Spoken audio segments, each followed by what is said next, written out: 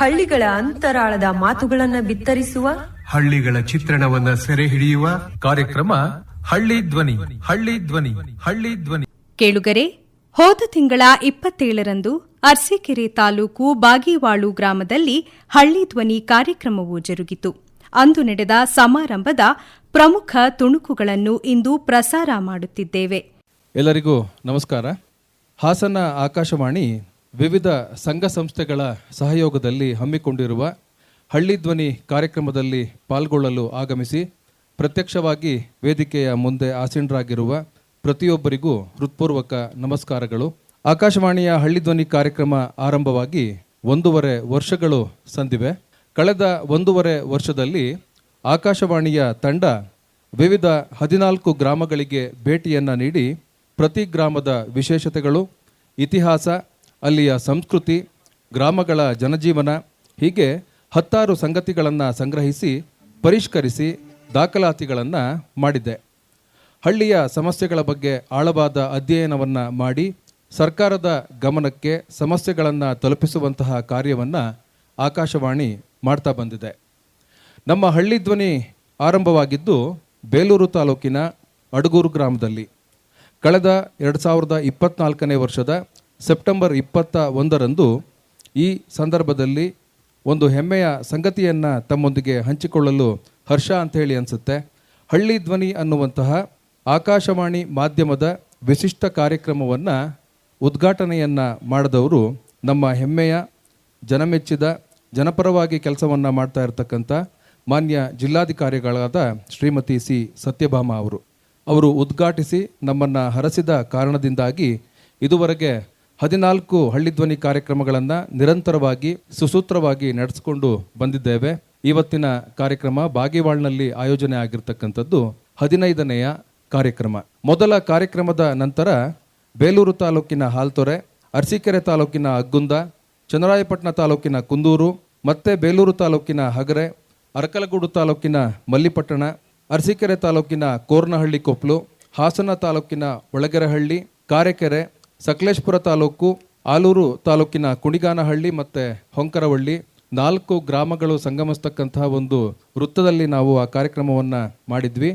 ಬೇಲೂರು ತಾಲೂಕಿನ ಚಿಲ್ಕೂರು, ಹೆಬ್ಬಾಳು, ಹಾಸನ ತಾಲೂಕಿನ ಬಸವಘಟ್ಟ, ಮೊನ್ನೆ ಆಲೂರು ತಾಲೂಕಿನ ಮರಸು ಗ್ರಾಮದಲ್ಲಿ 14ನೇ ಹಳ್ಳಿ ಧ್ವನಿ ಕಾರ್ಯಕ್ರಮವನ್ನು ಆಯೋಜನೆಯನ್ನು ಮಾಡಿ ನಾವು ನೆರವೇರಿಸಿದ್ವಿ.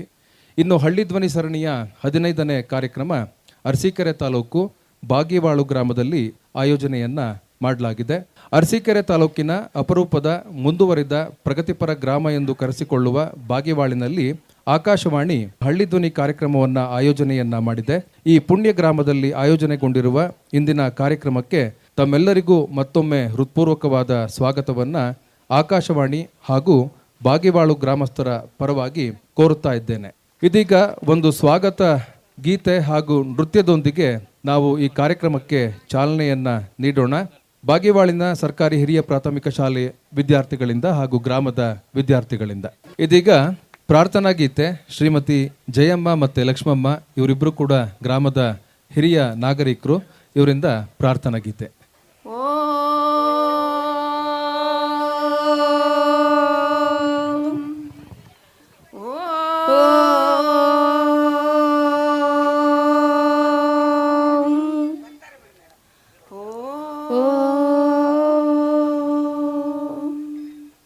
ಎಲ್ಲರಿಗೂ ನಮಸ್ಕಾರ. ಗುರು ಬ್ರಹ್ಮ ಗುರು ವಿಷ್ಣು ಗುರು ದೇವೋ ಮಹೇಶ್ವರ ಗುರು ಸಾಕ್ಷಾತ್ ಪರಬ್ರಹ್ಮ ತಸ್ಮೈ ಶ್ರೀ ಗುರುವೇ ನಮಃ. ಗುರುವಿಲ್ಲದೆ ವಿದ್ಯೆ ಇಲ್ಲ, ಗುರುವೇ ನಮಗೆಲ್ಲ. ಹಂಗಾಗಿ ಗುರುವನ್ನ ಸ್ಮರಿಸುತ್ತಾ ನಾವೊಂದು ಭಕ್ತಿಗೀತೆಯನ್ನು ಹಾಡಲು ಇಷ್ಟಪಡುತ್ತೇವೆ. ಎಲ್ಲರೂ ಭಾರತೀಯರೆಂಬ ಭಾವ ಮೂಡಲಿ, ನಮ್ಮಲ್ಲಿರುವ ಭೇದ ಭಾವ ದೂರವಾಗಲಿ. ಎಲ್ಲರೂ ಭಾರತೀಯರೆಂಬ ಭಾವ ಮೂಡಲಿ, ನಮ್ಮಲ್ಲಿರುವ ಭೇದ ಭಾವ ದೂರವಾಗಲಿ. ತೋಟದಲ್ಲಿ ಹಲವು ಬಣ್ಣ ಬಣ್ಣದೂಗಳು, ತೋಟದಲ್ಲಿ ಹಲವು ಬಣ್ಣ ಬಣ್ಣದೂಗಳು, ನಮ್ಮ ದೇಶದಲ್ಲಿ ಹಲವು ಮತಗಳು ಇರುವವು. ಹೂಗಳಂತೆ ಮತಗಳಲ್ಲಿ ಕಂಪು ಸೂಸಲಿ, ಹೂಗಳಂತೆ ಮತಗಳಲ್ಲಿ ಕಂಪು ಸೂಸಲಿ, ನಾವೆಲ್ಲರೂ ಭಾರತೀಯರೆಂಬ ಭಾವ ಮೂಡಲಿ, ನಾವೆಲ್ಲರೂ ಭಾರತೀಯರೆಂಬ ಭಾವ ಮೂಡಲಿ. ಮನೆಯ ಕಟ್ಟುವಾಗ ಭೂಮಿ ಜಾತಿ ಕೇಳಿತ, ಮನೆಯ ಕಟ್ಟುವಾಗ ಭೂಮಿ ಜಾತಿ ಕೇಳಿತ, ಸ್ವಹಸ ಎಳೆಯುವಾಗ ಗಾಳಿ ಕುಲವ ಕೇಳಿತ, ಸ್ವಹಸ ಎಳೆಯುವಾಗ ಗಾಳಿ ಕುಲವ ಕೇಳಿತ. ಜಗದ ಸೃಷ್ಟಿಯಲ್ಲಿ ನಾವು ಎಲ್ಲ ಒಂದೇ ಎಂದು ಬಾಳಿ, ಜಗದ ಸೃಷ್ಟಿಯಲ್ಲಿ ನಾವು ಎಲ್ಲ ಒಂದೇ ಎಂದು ಬಾಳಿ, ನಾವೆಲ್ಲರೂ ಭಾರತೀಯರೆಂಬ ಭಾವ ಮೂಡಲಿ, ನಮ್ಮಲ್ಲಿರುವ ಭೇದ ಭಾವ ದೂರವಾಗಲಿ. ಚಿನ್ನದಿಂದ ಹಾದ ಒಡವೆ ಚಿನ್ನಗನ್ಯವೇ, ಚಿನ್ನದಿಂದ ಹಾದ ಒಡವೆ ಚಿನ್ನಗನ್ಯವೇ, ಮಣ್ಣಿನಿಂದ ಹಾದ ಮಡಕೆ ಮಣ್ಣಿಗನ್ಯವೇ, ಮಣ್ಣಿನಿಂದ ಆದ ಮಡಕೆ ಮಣ್ಣಿಗನ್ನವೇ. ಮಣ್ಣಿಗೋ ಚಿನ್ನಕೋ ಭೇದವಿಲ್ಲವೇ, ಮಣ್ಣಿಗೋ ಚಿನ್ನಕೋ ಭೇದವಿಲ್ಲವೇ, ನಾವೆಲ್ಲರೂ ಭಾರತೀಯರೆಂಬ ಭಾವ ಮೂಡಲಿ.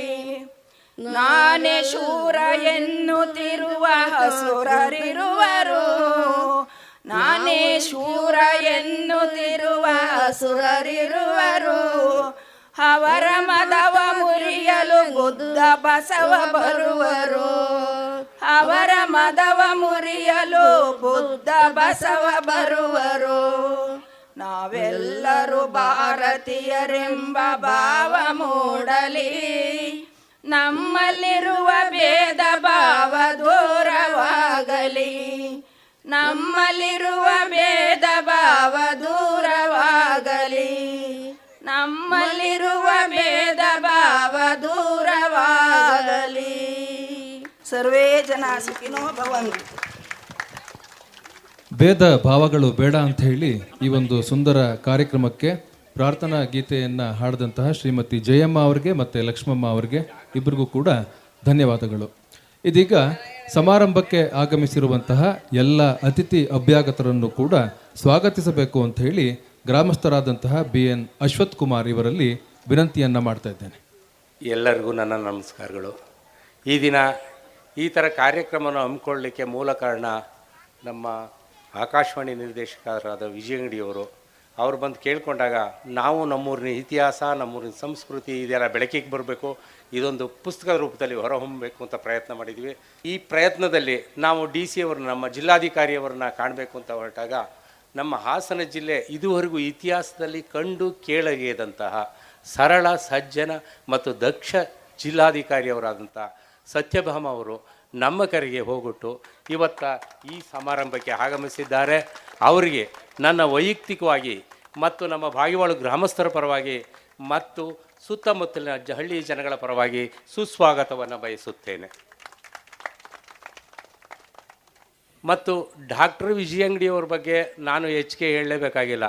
ಈಗಾಗಲೇ ನಮ್ಮ ಊರಿನಲ್ಲಿ 3-4 ಸಲ ಬಂದು ಪಂಚಾಯತಿನೂ ಮಾಡಿ ಅವ್ರ ಪರಿಚಯ ನನಗೆ ತಿಳಿದ ಮಟ್ಟಿಗೆ ಸ್ವಲ್ಪ ಹಿರಿಯೋರಿಗೆ ಕಿರಿಯೋರಿಗೆ ಎಲ್ಲದೂ ಇದೆ ಅಂತ ಹೇಳ್ತಾರೆ.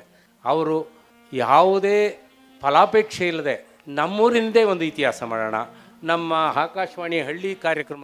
ನಾನು ಹೆಚ್ಚಿಗೆ ಹೇಳೋದಕ್ಕಿಂತನೂ ಈಗ ನೀವಾಗಲೇ ಗಮನಿಸಿರ್ಬೋದು ವಿಜಯ ಅಂಗಡಿಯವರು ಎಷ್ಟು ಸರಳ, ಮೇಡಮ್ನವ್ರು ಎಷ್ಟು ಸರಳ ಅನ್ನೋದು ನಾನು ಹೇಳೋದಕ್ಕಿಂತ ಈಗ ಪ್ರತಿಯೊಬ್ಬರಿಗೂ ಅರ್ಥವಾಗಿರುತ್ತೆ ಅಂತ ನಾನು ಭಾವಿಸಿರ್ತೀನಿ.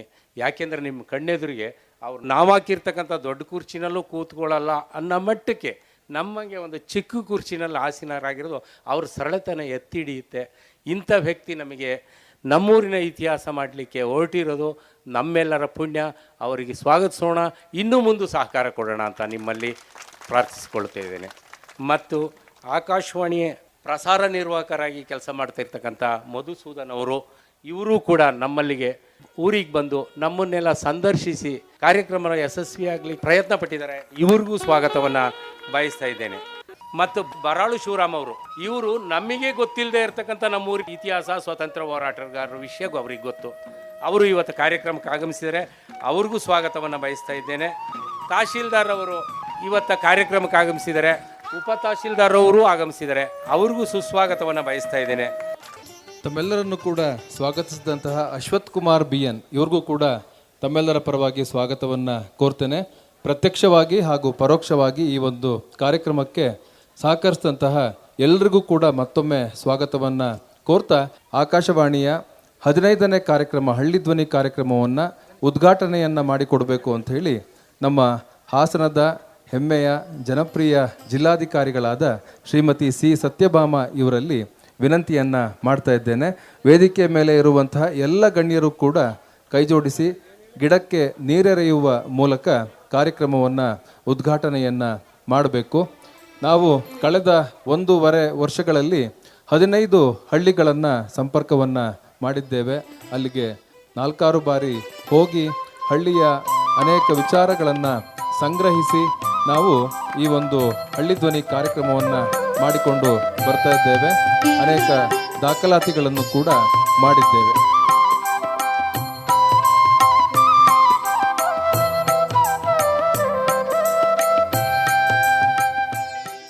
ಆಕಾಶವಾಣಿಯ 15ನೆಯ ಹಳ್ಳಿ ಧ್ವನಿ ಕಾರ್ಯಕ್ರಮ ಬಾಗಿವಾಳು ಗ್ರಾಮದಲ್ಲಿ ವಿದ್ಯುಕ್ತವಾಗಿ ಉದ್ಘಾಟನೆ ಆಗಿದೆ. ಉದ್ಘಾಟನೆಯನ್ನ ಮಾಡಿದಂತಹ ಶ್ರೀಮತಿ ಸತ್ಯಭಾಮ ಅವರಿಗೆ ಜಿಲ್ಲಾಧಿಕಾರಿಗಳು ಹಾಗೂ ಎಲ್ಲ ಗಣ್ಯರಿಗೂ ಕೂಡ ಆಕಾಶವಾಣಿಯ ಪರವಾಗಿ ಹಾಗೂ ಬಾಗಿವಾಳಿನ ಗ್ರಾಮಸ್ಥರ ಪರವಾಗಿ ಧನ್ಯವಾದಗಳು. ಇದೀಗ ಹಳ್ಳಿ ಧ್ವನಿ ಅಂತ ಅಂದರೆ ಏನು, ಯಾಕೆ ನಾವು ಹಳ್ಳಿ ಧ್ವನಿ ಕಾರ್ಯಕ್ರಮವನ್ನು ಆಚರಣೆಯನ್ನು ಮಾಡ್ತಾ ಇದ್ದೇವೆ, ಹೇಗೆ ಮಾಡ್ತಾ ಇದ್ದೇವೆ, ಇದರ ಉದ್ದೇಶಗಳು ಏನು, ಇದರ ಹಿಂದೆ ಎಷ್ಟು ಶ್ರಮ ಇರುತ್ತೆ ಅನ್ನುವಂಥ ವಿಚಾರಗಳನ್ನು ಕುರಿತು ಹಳ್ಳಿ ಧ್ವನಿಯನ್ನ ಕುರಿತು ಪ್ರಾಸ್ತಾವಿಕವಾಗಿ ಮಾತನಾಡಬೇಕು ಅಂತ ಹೇಳಿ ಹಾಸನ ಆಕಾಶವಾಣಿಯ ಡಾಕ್ಟರ್ ವಿಜಯ್ ಅಂಗಡಿ ಅವರಲ್ಲಿ ವಿನಂತಿಯನ್ನ ಮಾಡ್ತಾ ಇದ್ದೇನೆ. ಹಳ್ಳಿ ಧ್ವನಿ ಕಾರ್ಯಕ್ರಮ ನಾವು ಮಾಡಬೇಕಂತ ಅಂದ್ಕೊಂಡು ಭಾಳ ಆಸೆಯಿಂದ ಹೊರಟಾಗ ಇಷ್ಟು ಕಷ್ಟ ಇದೆ ಅಂತ ಆಮೇಲೆ ಗೊತ್ತಾಯಿತು. ನಿಮ್ಮೂರಿನ ಈ ಕಾರ್ಯಕ್ರಮವನ್ನು ಮಾಡಲಿಕ್ಕೆ ಹೊರಟಾಗ ಇನ್ನೂ ಕಷ್ಟ ಅನ್ನಿಸ್ತು. ಒಬ್ಬೊಬ್ಬ ಹಳ್ಳಿಗಳು ಎಷ್ಟು ಶಕ್ತಿಶಾಲಿ ಆಗಿದ್ದಾವೆ ಅಂತ ಗೊತ್ತಾಯಿತು. ನಿಮ್ಮಲ್ಲಿ ಎಷ್ಟು ಬಲಾಢ್ಯವಾದ ಜನ ಇದ್ದೀರಲ್ವಾ, ಅಷ್ಟು ಸುಲಭವಾಗಿ ನಂಬೋದಿಲ್ಲ ಜನರನ್ನು. ಮೇಡಮ್ಗೆ ಹೇಳ್ತಾ ಇದ್ದೆ, ಇದು ಆಕಾಶವಾಣಿಯ ತಂಡ ಬರ್ತಾ ಇರೋದು 5ನೇ ಸಾರಿ ನಿಮ್ಮೂರಿಗೆ, ಇನ್ನೂ 5-10 ಸಾರಿ ಬರಬೇಕಾಯ್ತಾ. ಆ ಥರ ಕಷ್ಟವನ್ನು ನಮಗೆ ಕೊಟ್ಟಿದ್ದೀರಿ, ಕೊಡ್ತಾ ಇದ್ದೀರಿ. ಕಷ್ಟ ಕೊಟ್ಟರಲ್ವಾ ಸುಖ ಬರೋದು. ಹಿರಿಯರು ಹೇಳ್ತಾರೆ, ಕಷ್ಟವಿಲ್ಲದ ಜೀವನ ಜೀವನವೇ ಅಲ್ಲ ಅಂತ. ಹಾಗಾಗಿ ನಾವು ಬಹಳ ಇಷ್ಟಪಟ್ಟು ಈ ಕಷ್ಟವನ್ನು ಸ್ವೀಕರಿಸಿದ್ವಿ. ಭಾಳ ಜನಗಳಿಗೆ ಗೊತ್ತಿರಲಿಕ್ಕಿಲ್ಲ. ಈಗ 15 ದಿನ ಹಿಂದೆ ಆಕಾಶವಾಣಿಗೆ ನಾವು ರೆಕಾರ್ಡ್ ಮಾಡ್ಕೊಂಡಿದ್ದು ರಾತ್ರಿ 11ವರೆಗೆ ರೆಕಾರ್ಡಿಂಗ್ ಶುರು ಮಾಡಿ 12 ಕಾಲಿಗೆ ಮುಗಿಸ್ಕೊಂಡು ಮನೆಗೆ ಹೋಗಿ ಮನೆಗೆ ಹೊಳೋತ್ತಿಗೆ 1 ಗಂಟೆ ಆಗಿತ್ತು. ಸಂತೋಷದಿಂದ ಮಾಡಿದ್ವಿ. ಮತ್ತೆ ಮೊನ್ನೆನೂ ರಾತ್ರಿ 11:30 ತನಕ ಇದ್ದು ಮನೆಗೆ ಹೋಗಿ ಮನೆಗೆ ಹೊಳೋತ್ತಿಗೆ 12:45. ನಾವು ಭಾಳ ಇಷ್ಟಪಟ್ಟು ಸ್ವೀಕರಿಸಿದ್ವಿ. ನೀವೆಷ್ಟೇ ಕಷ್ಟ ಕೊಡಿ, ಏನೇ ನಮಗೆ ಸವಾಲುಗಳನ್ನು ಹಾಕಿ ಅದನ್ನು ಭಾಳ ಚೆನ್ನಾಗಿ ಸ್ವೀಕರಿಸಿ, ನಿಮ್ಮೂರಿನ ವಿಚಾರ ನಿಮಗೂ ಗೊತ್ತಿಲ್ಲ, ನನಗಂತೂ ಎಷ್ಟೋ ವಿಚಾರಗಳು ಗೊತ್ತಿಲ್ಲ. ಇನ್ನು ಸಮಾಜದಲ್ಲಿ ಎಷ್ಟೋ ಜನಗಳಿಗೆ ಬಾಗಿವಾಳು, ಬಾಗಿವಾಳು ಅಲ್ಲೇ ಐತೆ ಅಂತಂದು. ನಿಮ್ಮೂರಿನಲ್ಲೇ ಇದ್ದ ವಿಶೇಷತೆ, ನಿಮ್ಮೂರಿನ ಹಿನ್ನೆಲೆ, ನಿಮ್ಮೂರಿನ ಸಾಧಕರು, ಅದೆಲ್ಲದು ಹುಡುಕ್ತಾ ಹೋದರೆ ಇಷ್ಟೊಂದು ವಿಶೇಷವಾಗಿದೆಯಲ್ಲ ಈ ಹಳ್ಳಿ ಅಂತ. ಈ ಊರನ್ನು ಬೆಳೆಸಲಿಕ್ಕೆ ಎಂತೆಂಥ ಜನ ಕೆಲಸ ಮಾಡಿದಾರಲ್ವ, ಅವರನ್ನು ಸ್ಮರಿಸುವ, ಅವರನ್ನು ನೀವು ಸದಾಕಾಲ ನೆನಪಿಟ್ಟುಕೊಳ್ಳುವ ಪ್ರಯತ್ನವಾಗಿ ನಾವು ಈ ಕೆಲಸವನ್ನು ಮಾಡ್ತಾ ಇದೀವಿ. ಆಕಾಶವಾಣಿಯಲ್ಲಿ ನಾವು ನೀವು ಮಾತಾಡಿದ್ದು ಪ್ರಸಾರ ಆಗುತ್ತೆ, ಆಮೇಲೆ ಅದು ಗ್ರಂಥ ರೂಪದಲ್ಲಿ ನಿಮ್ಮ ಮನೆ ಮನೆಗಳಲ್ಲಿ ಇರುತ್ತೆ. ಈಗಾಗಲೇ 10 ಹಳ್ಳಿಗಳ ಹಳ್ಳಿ ಧ್ವನಿ ಪುಸ್ತಕ ಬಿಡುಗಡೆಯಾಗಿದೆ. ಮುಂದಿನ ಕಂತು ನಾವು ಮಾಡಬೇಕನ್ನೋ ಥರ ಇರುವಾಗ ನಿಮ್ಮೂರನ್ನೇರ ನೀವೇ ಹೇಳಿದರೆ ಬೇರೆದರ ಜೊತೆ ನಮ್ಮನ್ನು ಸೇರಿಸ್ಬೇಡಿ, ನಾವೇ ಸಪ್ರೇಟು ನಮ್ಮೂರಿಂದೇ ಪ್ರತ್ಯೇಕವಾಗಿ ಹಳ್ಳಿ ಧ್ವನಿ ಗ್ರಂಥವನ್ನು ಮಾಡಿಕೊಡಿ ಅಂತ ಅಂದ್ಕೊಂಡ್ವಿ. ಎಸ್ ಆಗ್ಬೋದು ಅಂತ. ಆದರೆ ಅದನ್ನು ಸ್ವೀಕರಿಸುವಾಗ ಎಷ್ಟು ಕಷ್ಟ ಇದೆ ಅಂತ ನೀವೇ ಗೊತ್ತು. ಒಂದು ಪುಟ ಬರವಣಿಗೆ ಮಾಡಲಿಕ್ಕೆ ಇನ್ನು 100 ಪುಟ ಬರವಣಿಗೆ ಮಾಡಿ ಅದನ್ನು ಟೈಪ್ ಮಾಡಿ ಕರೆಕ್ಷನ್ ಮಾಡಿ ಪುಸ್ತಕ ರೂಪದಲ್ಲಿ ಬಿಡುಗಡೆ ಮಾಡಿ ನಿಮ್ಮ ಕೈ ಸೇರೋ ಹೊತ್ತಿಗೆ ಸಮಯ, ಹಣ, ಮತ್ತೊಂದು ಮಗದೊಂದು ವ್ಯಯ ಆಗಿರುತ್ತೆ. ಅದಕ್ಕೆ ನಾವು ನೀವು ಸಿದ್ಧರಿದ್ದೀವಿ. ನನಗೆ ಭಾಳ ಸಂತೋಷ ಆಗಿದ್ದೇನೆಂದರೆ, ಹೋರಿಮಂಗಳಪುರ ನಾಗರಾಜ್ ಅವರು ವಿನಂತಿ ಮಾಡಿಕೊಂಡ್ರು. ನಮಗೂ ಆಸೆ ಇತ್ತು. ಶಿವರಾಮ್ ಅವರು ಈ ಹಳ್ಳಿಯ 7 ಜನ ಸ್ವಾತಂತ್ರ್ಯ ಹೋರಾಟಗಾರರು ಇದ್ದಾರೆ ಅಂತ ಗೊತ್ತಾಯಿತು. ಅಷ್ಟು ಹೊತ್ತಿಗೆ ಅವರು ವಿನಂತಿ ಮಾಡಿಕೊಂಡಾಗ ನಿಮ್ಮೂರಿಗೆ ಬಂದಾಗ 4 ಜನ ಸೇರ್ಕೊಂಡಿದ್ರಿ. ಆಮೇಲೆ ಇನ್ನೊಂದು 4 ಜನ ಸೇರ್ಕೊಂಡ್ರಿ ಇನ್ನೊಂದು ಸಂದರ್ಭದಲ್ಲಿ. ಈಗ ಎಷ್ಟು ಜನ ಸೇರ್ಕೊಂಡಿದ್ರಿ ನೋಡಿ. 2 ಮೀಟಿಂಗ್ನಲ್ಲಿ 3 ಮೀಟಿಂಗ್ಗಳಲ್ಲಿ 20, 30, 40 ಜನ ಸೇರ್ಕೊಂಡ್ರಿ. ಇವತ್ತು ಊರಿನವರೆಲ್ಲರೂ ಸೇರ್ಕೊಂಡಿದ್ರಿ. ನಿಮ್ಮೂರಿನ ವಿಶೇಷತೆಗಳನ್ನು ನೀವು ತಿಳಿಯುವ ಪ್ರಯತ್ನವೇ ಹಳ್ಳಿ ಧ್ವನಿ. ಹಳ್ಳಿಯ ಅನೇಕ ಸಂಗತಿಗಳನ್ನು ನೀವು ತಿಳ್ಕೊಂಡಿಲ್ಲ, ನಿಮ್ಮೂರಿನ ಬಗ್ಗೆ ನಾವು ತಿಳ್ಕೊಂಡಿಲ್ಲ, ಸಮಾಜದವರು ತಿಳ್ಕೊಳ್ಬೇಕು. ಇದೇ ಬಹಳ ಮುಖ್ಯವಾದ ಉದ್ದೇಶ. ಹಳ್ಳಿಯಲ್ಲಿ ಏನೆಲ್ಲ ಇದೆ, ಒಳ್ಳೆಯದು ಇದೆ, ಬೇಡವಾದಿದೆ, ಸಮಸ್ಯೆಗಳಿದ್ದಾವೆ. ಮೇಡಮ್ಗೆ ನಾನು ವಿನಂತಿ ಮಾಡ್ಕೊಳ್ತೀನಿ, ತಾವು ಪಾದಾರ್ಪಣೆ ಮಾಡಿರುವ ಈ ಹಿನ್ನೆಲೆಯಲ್ಲಿ ಈ ಊರಿಗೆ 4 ಒಳ್ಳೆ ಕೆಲಸ ಅದೇ ಆಗ್ತದೆ ಮಾಡಿ ಅಂತ ನಾವೇನು ವಿನಂತಿ ಮಾಡ್ಕೊಳ್ಳಲ್ಲ, ಅವರು ಮಾಡ್ತಾರೆ. ಅವರ ಕಾರ್ಯತತ್ಪರತೆ ಹೇಗಿದೆ ಅಂದರೆ ಬಹಳ ಜನಗಳಿಗೆ ನಿಮಗೆ ಗೊತ್ತಿರಲಿಕ್ಕಿಲ್ಲ. 9 ಗಂಟೆ 10 ಗಂಟೆ 10:30 ತನಕ ಕಚೇರಿಯಲ್ಲಿ ಕೆಲಸ ಮಾಡ್ತಾರೆ. ಒಬ್ಬ ಮಹಿಳೆ ಹೀಗೆ ಧೀರರಾಗಿ ಕೆಲಸ ಮಾಡಲಿಕ್ಕೆ ಅವಕಾಶ ಇದೆ ಅಂತ ತೋರಿಸ್ಕೊಟ್ಟಿದ್ದಾರೆ. ನಿಮಗೆ ಸಣ್ಣವು ಅಂತ ಹೇಳ್ತೀವಿ ಅಥವಾ ಬಹಳ ದೊಡ್ಡದಾಗಿ ಹೇಳ್ತೀವಿ. ಆದರೆ ಇಡೀ ಜಿಲ್ಲೆಯ ಉಸ್ತುವಾರಿ ವಹಿಸಿಕೊಂಡಿರುವ ಜಿಲ್ಲಾಧಿಕಾರಿಗಳಿಗೆ ಹೆಜ್ಜೆಗೂ ವಿಘ್ನಗಳು. ನೋಡಲಿಕ್ಕೆ ಅವ್ರ ಹುದ್ದೆ ಬಹಳ ಚೆನ್ನಾಗಿ ಕಾಣುತ್ತೆ, ಆದರೆ ಎಷ್ಟೋ ಸಾರಿ ಅವರು ನಿದ್ದೆ ಮಾಡಲಿಕ್ಕಾಗಲ್ಲ, ಊಟ ಮಾಡಲಿಕ್ಕಾಗಲ್ಲ. ಮೊನ್ನೆ ಹೇಳ್ತಾ ಇದ್ರು, ಕಾಡಾನೆ ಸಮಸ್ಯೆಯಿಂದ 2 ಗಂಟೆಗೆ ಮನಿಕೊಂಡೆ ಅಂತ ಹೇಳ್ತಾ ಇದ್ರು. ಅಂದರೆ ಅವರು ಎಷ್ಟೇ ಕೆಲಸ ಮಾಡಿದರೆ ನಲುಗೋದಿಲ್ಲ. ನೋಡಿ, ಅವ್ರ ಮುಖ ನೋಡ್ತಾ ಇರ್ರಿ, ಹಾಗೆ ಅವ್ರು ಮಾತಾಡೋದನ್ನು ನೋಡಿ. ಎಂದೆಂದು ಸೋತಿರೋ ಮಾತುಗಳು, ಸೋತಿರೋ ಸನ್ನಿವೇಶ ನಮಗೆ ಕಾಣೋದಿಲ್ಲ. ಇದು ಈಗಿನ ಸನ್ನಿವೇಶ ಅಲ್ಲ. ಅವರು ಚಿಕ್ಕಮಗಳೂರಿನ ಜಿಲ್ಲಾ ಪಂಚಾಯತಿ ಮುಖ್ಯ ಕಾರ್ಯನಿರ್ವಹಣಾ ಅಧಿಕಾರಿಗಳಾಗಿದ್ದಾಗಲೂ ಅದೇ ಹಸನ್ಮುಖಿ, ಅದೇ ಚುರುಕುತನ, ಅದೇ ಕ್ರಿಯಾಶೀಲತೆ. ಅಲ್ಲ, ನಾವು ಸತ್ಯವಾಗಿ ಹೇಳ್ತೀವಿ, ಅವ್ರನ್ನ ಹೊಗಳಿಕ್ಕೆ ನಾನೇನು ಇಲ್ಲಿ ಬಂದಿಲ್ಲ, ವಸ್ತುನಿಷ್ಠವಾದ ವಿಚಾರ. ಅಂಥವರು ನಮ್ಮ ನಾಡಿನಲ್ಲಿ 100 ಜನ ಹುಟ್ಟಬೇಕು, ಬೆಳಿಬೇಕು.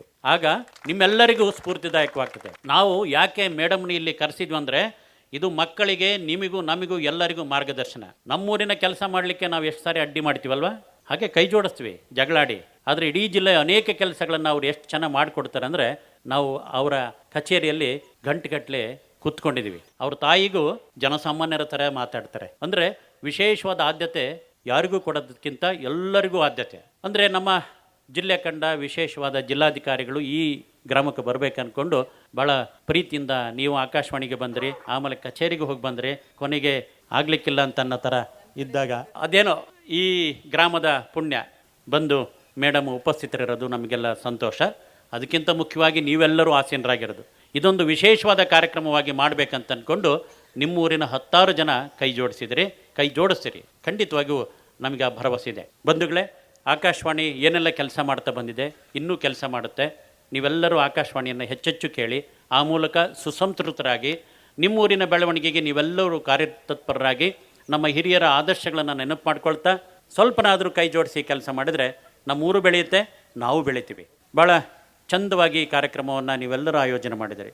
ಅದು ಒಬ್ಬೊಬ್ಬರು ಕೆಲಸ ಅಲ್ಲ, ಇದು ಸುವರ್ಣಾಕ್ಷರದಲ್ಲಿ ಬರೆಯುವ ಕಾರ್ಯಕ್ರಮ ಆಗಬೇಕಂತ ಆಸೆ ಪಟ್ಟಿದ್ರಿ, ಆಗಿದೆ. ಇದು ಗ್ರಂಥ ರೂಪದಲ್ಲಿ ಬಂದಾಗ ಇನ್ನೂ ಚಂದವಾಗಿ ಅದಕ್ಕೆ ಬೆಲೆ ಸಿಗುತ್ತೆ. ಭಾಳ ಸಂತೋಷ ಆಯಿತು. ನನ್ನ ಮಾತನ್ನು ಮುಗಿಸ್ತೀನಿ. ನಮಸ್ಕಾರಗಳು. ಕಾರ್ಯಕ್ರಮವನ್ನು ಉದ್ದೇಶಿಸಿ ಪ್ರಾಸ್ತಾವಿಕವಾಗಿ ಮಾತನಾಡಿದಂತಹ ಹಾಸನ ಆಕಾಶವಾಣಿಯ ಕಾರ್ಯಕ್ರಮ ನಿರ್ವಾಹಕರಾದ ಡಾಕ್ಟರ್ ವಿಜಯ್ ಅಂಗಡಿ ಅವರಿಗೆ ಧನ್ಯವಾದಗಳು. ನಾವು ಈ ಕಾರ್ಯಕ್ರಮವನ್ನು ಮಾಡಬೇಕು ಅನ್ನುವಂತಹ ಕಡ್ಡಾಯ ನಮ್ಮ ಇಲಾಖೆಯಲ್ಲಿ ಇಲ್ಲ. 15 ಕಾರ್ಯಕ್ರಮಗಳನ್ನ ಮಾಡಿದ್ದೇವೆ. ತುಂಬಾ ಶ್ರಮ ಆಗುತ್ತೆ ನಮಗೆ, ಆದ್ರೂ ಕೂಡ ಮಾಡ್ತೀವಿ. ನಮ್ಗೊಂದು ರೀತಿ ಜಿಲ್ಲಾಧಿಕಾರಿ ಮೇಡಮ್ ಅವರು ತುಂಬಾ ಸ್ಫೂರ್ತಿ. ಅವರೇ ಅಷ್ಟೊಂದು ಕೆಲಸ ಮಾಡ್ತಾರೆ, ನಾವೇ ಯಾಕಷ್ಟು ಮಾಡಬಾರ್ದು ಅನ್ನುವಂಥದ್ದು. ನಮ್ಮ ಜಿಲ್ಲೆನಲ್ಲಿ ಯಾವ್ದಾದ್ರು ಒಂದು ಕಚೇರಿ ರಾತ್ರಿ 10 ಗಂಟೆ ಆದ್ರೂ ಓಪನ್ ಆಗಿರುತ್ತೆ ಅಂತ ಅಂದ್ರೆ ಅದು ಜಿಲ್ಲಾಧಿಕಾರಿಗಳ ಕಚೇರಿ. ರಾತ್ರಿ 10 ಗಂಟೆ ಆದ್ರೂ ಕೂಡ ಅಲ್ಲಿ ಜನಗಳು ಸಾಕಷ್ಟು ಇರ್ತಾರೆ. ಯಾರೇ ಬಂದರೂ ಕೂಡ ಅವರನ್ನ ತುಂಬಾ ಚೆನ್ನಾಗಿ ಮಾತನಾಡಿಸಿ ಅವರ ಸಮಸ್ಯೆಯನ್ನ ಆಲಿಸ್ಕೊಂಡು ಅವ್ರಿಗೆ ಏನು ಪರಿಹಾರ ನೀಡಬೇಕೋ ಅದನ್ನ ನೀಡಿ ಕಳಿಸ್ಕೊಡ್ತಾರೆ. ಮೇಡಮ್ನ ನಾನು ಹಿಂದಿನಿಂದಲೂ ಕೂಡ ನೋಡಿದ್ದೀನಿ. ಚಿತ್ರದುರ್ಗದಲ್ಲಿ ಕೆಲಸ ಮಾಡುವಾಗ ಅಲ್ಲಿ ಅವರು ಜಿಲ್ಲಾ ಪಂಚಾಯತ್ನ ಮುಖ್ಯ ಕಾರ್ಯನಿರ್ವಹಣಾ ಅಧಿಕಾರಿಗಳಾಗಿ ಇದ್ರು. ಆ ಸಂದರ್ಭದಲ್ಲಿಯೂ ತುಂಬಾ ಅಚ್ಚುಕಟ್ಟಾದಂಥ ಕೆಲಸ ಮತ್ತೆ ಸುದೀರ್ಘವಾದಂತಹ ಕೆಲಸಗಳು, ಯಾವ ಅಳುಕು ಇಲ್ಲದೆ ಬೇಸರವೂ ಇಲ್ಲದೆ ಕೆಲಸವನ್ನ ಹೆಚ್ಚು ಪ್ರೀತಿ ಮಾಡ್ತಾರೆ. ಹಾಗಾಗಿ ನಾವು ಕೂಡ ಪ್ರೀತಿಯ ಒತ್ತಾಯವನ್ನ ಆಗಾಗ್ಗೆ ಮಾಡ್ತಾ ಇರ್ತೀವಿ ಅವ್ರಿಗೆ. ಅವರು ನಮ್ಮ ಕಾರ್ಯಕ್ರಮಕ್ಕೆ ಬಂದಿರುವಂತದ್ದು ಬಹಳ ಒಂದು ಹೆಮ್ಮೆಯ ಸಂಗತಿ ಅಂತ ಹೇಳ್ತಾ, ಪ್ರತಿಯೊಂದು ಊರುಗಳಲ್ಲೂ ಕೂಡ ಸಣ್ಣ ಸಣ್ಣ ಸಮಸ್ಯೆಗಳು ಇರುತ್ತೆ, ಕೆಲವು ಕಡೆ ದೊಡ್ಡ ಸಮಸ್ಯೆಗಳು ಕೂಡ ಇರುತ್ತೆ.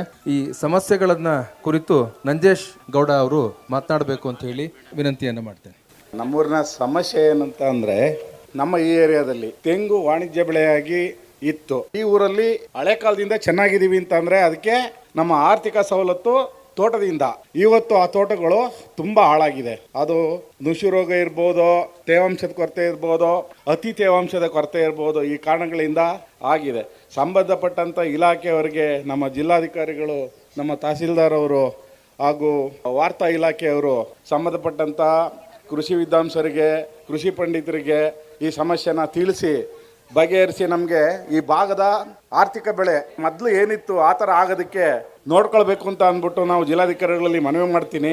ಅದಾದ್ಮೇಲೆ ಬಹುತೇಕರು ಇಲ್ಲಿ ಕೃಷಿಕರಿದ್ದೀವಿ. ನಮಗೆ ದನ ಕಾಯ್ದು, ಕುರಿ ಕಾಯ್ದು, ಹಸುಗಳ ಕಾಯ್ದು, ಹಾಲನ್ನ ಸಂಪಾದನೆ ಮಾಡಿ ದುಡಿಮೆ ಮಾಡೋಂಥವ್ರು ಇದೀವಿ. ನಮ್ಮ ಸಮಸ್ಯೆ ಏನಂದ್ರೆ ಯಾವುದೇ ನೀರಾವರಿ ವ್ಯವಸ್ಥೆಗಳು ಇಲ್ಲಿ ತಲುಪಿಲ್ಲ. 1 ವರ್ಷ ಮಳೆ ಆದ್ರೆ ಏನೋ ನಮ್ಮ ಜೀವನ ಚೆನ್ನಾಗಿರುತ್ತೆ ಮೇಡಮ್. ಮಳೆ ಆಗ್ಲಿಲ್ಲ ಅಂತ ಅಂದ್ರೆ 10 ವರ್ಷ ಬರಗಾಲ ಅಷ್ಟು ಆಗುತ್ತೆ. ದಯಮಾಡಿ ನಮ್ಮ ಎಲ್ಲ ಕೆರೆಕಟ್ಟೆಗಳು ತುಂಬಿ ತುಳ್ಕಂಗಾಗ್ಬೇಕು. ದಯಮಾಡಿ ನೀವಿರುವಾಗ ಈ ಕಾರ್ಯಕ್ರಮನ ನಡೆಸ್ಕೊಟ್ರೆ ನಾವು ಧನ್ಯವಾದ ಅರ್ಪಿಸ್ತೀವಿ ಮೇಡಮ್.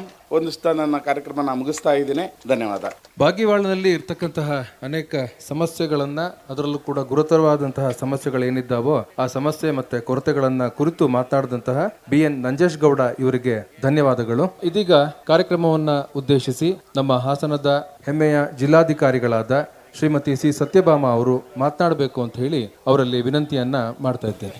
ಎಲ್ಲರಿಗೂ ನಮಸ್ಕಾರ. ಬಾಗಿವಾಳು ಮುಖ್ಯವಾಗಿ ಗಂಡಸಿ ಹೋಬಳಿ ಅಂತಂದ್ರೆ ನಾವು ಯಾವುದೂ ಈ ಒಂದು ಕಾರ್ಯಕ್ರಮಗಳಿಗೆ ಈ ಕಡೆ ಭಾಗದಲ್ಲಿ ಬಂದಿರಲಿಲ್ಲ. ಮೊದಲನೇದಾಗಿ ಈ ಒಂದು ಹಳ್ಳಿ ಧ್ವನಿ ಕಾರ್ಯಕ್ರಮದ ರೂವಾರಿಗಳಾದಂಥ ಶ್ರೀಯುತ ವಿಜಯ್ ಅಂಗಡಿಯವರು ಆ ಎಲ್ಲ ಕಾರ್ಯಕ್ರಮದ ರೂಪುರೇಷೆಯನ್ನ ಅವರ ತಂಡದೊಂದಿಗೆ ಶ್ರೀಯುತ ಮಧುಸೂದನ್ ಮತ್ತು ಆಕಾಶವಾಣಿಯಲ್ಲಿರುವಂಥ ಎಲ್ಲ ಅವರ ಒಂದು ಬಳಗದೊಂದಿಗೆ ಇದನ್ನ ಆಯೋಜನೆ ಮಾಡಿದ್ದಾರೆ. ನಾನು ರೇಡಿಯೋನ ಕೇಳ್ತಾ ಇರ್ತೀನಿ, ಇಲ್ಲಿ ವ್ಯಕ್ತಪಡಿಸ್ತೀನಿ, ಅದು ನನ್ನ ವೈಯಕ್ತಿಕ ಅಭಿಪ್ರಾಯ. ರೇಡಿಯೋವನ್ನು ಕೇಳೋರು ಅಂತಂದ್ರೆ ಸದಭಿರುಚಿಯ ಕೇಳುಗರು. ಬೇರೆಯವ್ರಿಗೆಲ್ಲ ಬರೀ ವಿಡಿಯೋಗಳು ನೋಡೋದು ಇದು ಎಲ್ಲ ಇರುತ್ತೆ. ನಾವು ರೇಡಿಯೋ ಕೇಳ್ತೀವಿ ಅಂತಂದ್ರೆ ತುಂಬಾ ಹಳೆ ಕಾಲದವರು ಅನ್ನೋ ತರ ಅಲ್ಲ. ರೇಡಿಯೋ ಕೇಳ್ತಿದ್ವಿ ಅಂತಂದ್ರೆ ಅದಕ್ಕೆ ಒಂದು ಒಳ್ಳೆ ಅಭಿರುಚಿ ಇರುವಂತಹ ಒಂದು ವ್ಯಕ್ತಿ ಅಂತಂದ್ಬಿಟ್ಟು ನಾನು ಭಾವಿಸಿದ್ದೇನೆ. ನಾನು ರೇಡಿಯೋ ಕೇಳ್ತೀನಿ. ಬಾಗಿವಾಳಲ್ಲಿ 7ಕ್ಕೂ ಹೆಚ್ಚು ಜನ ಸ್ವಾತಂತ್ರ್ಯ ಹೋರಾಟಗಾರನ ಈ ಊರು ಕೊಟ್ಟಿದೆ. ಹೆಮ್ಮೆ ಪಡ್ಬೇಕು. ನೀವೆಲ್ಲ ಸಣ್ಣ ಸಣ್ಣ ಮಕ್ಕಳೆಲ್ಲ ಇದಿರಲ್ಲ, ನೀವೆಲ್ಲ ನಿಮ್ಮ ಊರಿನ ಬಗ್ಗೆ ನಮ್ಗೆ ಏನೇ ಆದ್ರೂ ಕೂಡ ನಮ್ಮ ಊರನ್ನ, ನಮ್ಮ ಬೇರನ್ನ ನಾವೆಂದೂ ಮರಿಬಾರ್ದು. ನಾವ್ ಎಷ್ಟೇ ದೊಡ್ಡವರಾಗ್ಲಿ, ನೀವು ಎಲ್ಲಿಂದ ಬಂದಿದ್ದೀರಾ ಅನ್ನೋದು ಲೆಕ್ಕ. ನೀವು ಅದನ್ನ ಯಾವತ್ತೂ ಮರಿಬಾರ್ದು. ಯಾವ ಮೂಲದಿಂದ ಬಂದಿದ್ದೀವಿ, ಸಮಾಜದಾಗ್ಲಿ ನಿಮ್ಮ ಹಳ್ಳಿದಾಗ್ಲಿ ಒಂದು ಋಣ ಇರುತ್ತೆ. ಆ ಋಣವನ್ನ ತೀರಿಸುವಂತ ಕೆಲಸ ಎಲ್ಲರೂ ಮಾಡ್ಬೇಕು. ನಾವ್ ಏನ್ ಮಾಡ್ತಾ ಇದ್ದೀವಿ ಮನೆಯಲ್ಲಿ? ನಾನು ಗೃಹಿಣಿ ಅಂತಂದ್ರೆ ಗೃಹಿಣಿಯ ಕೆಲಸವನ್ನ ಸರಿಯಾಗಿ ನಾನು ಮಾಡ್ತಾ ಇದ್ದೀನ?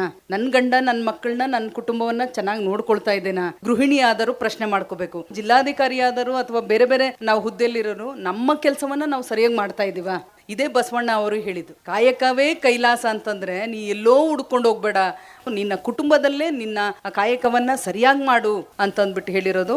ನಮ್ಮ ಅಕ್ಷರ ಕಲ್ತವ್ರಿಗೆ ಇದೊಂದು ಅಹಂಕಾರ ಇದೆ. ಏನ ಅಹಂಕಾರ? ನನ್ನನ್ನು ಬಿಟ್ರೆ ಬೇರೆಯವ್ರಿಗೆ ಇವ್ರಿಗೇನು ಗೊತ್ತಿಲ್ಲ ಅಂತ.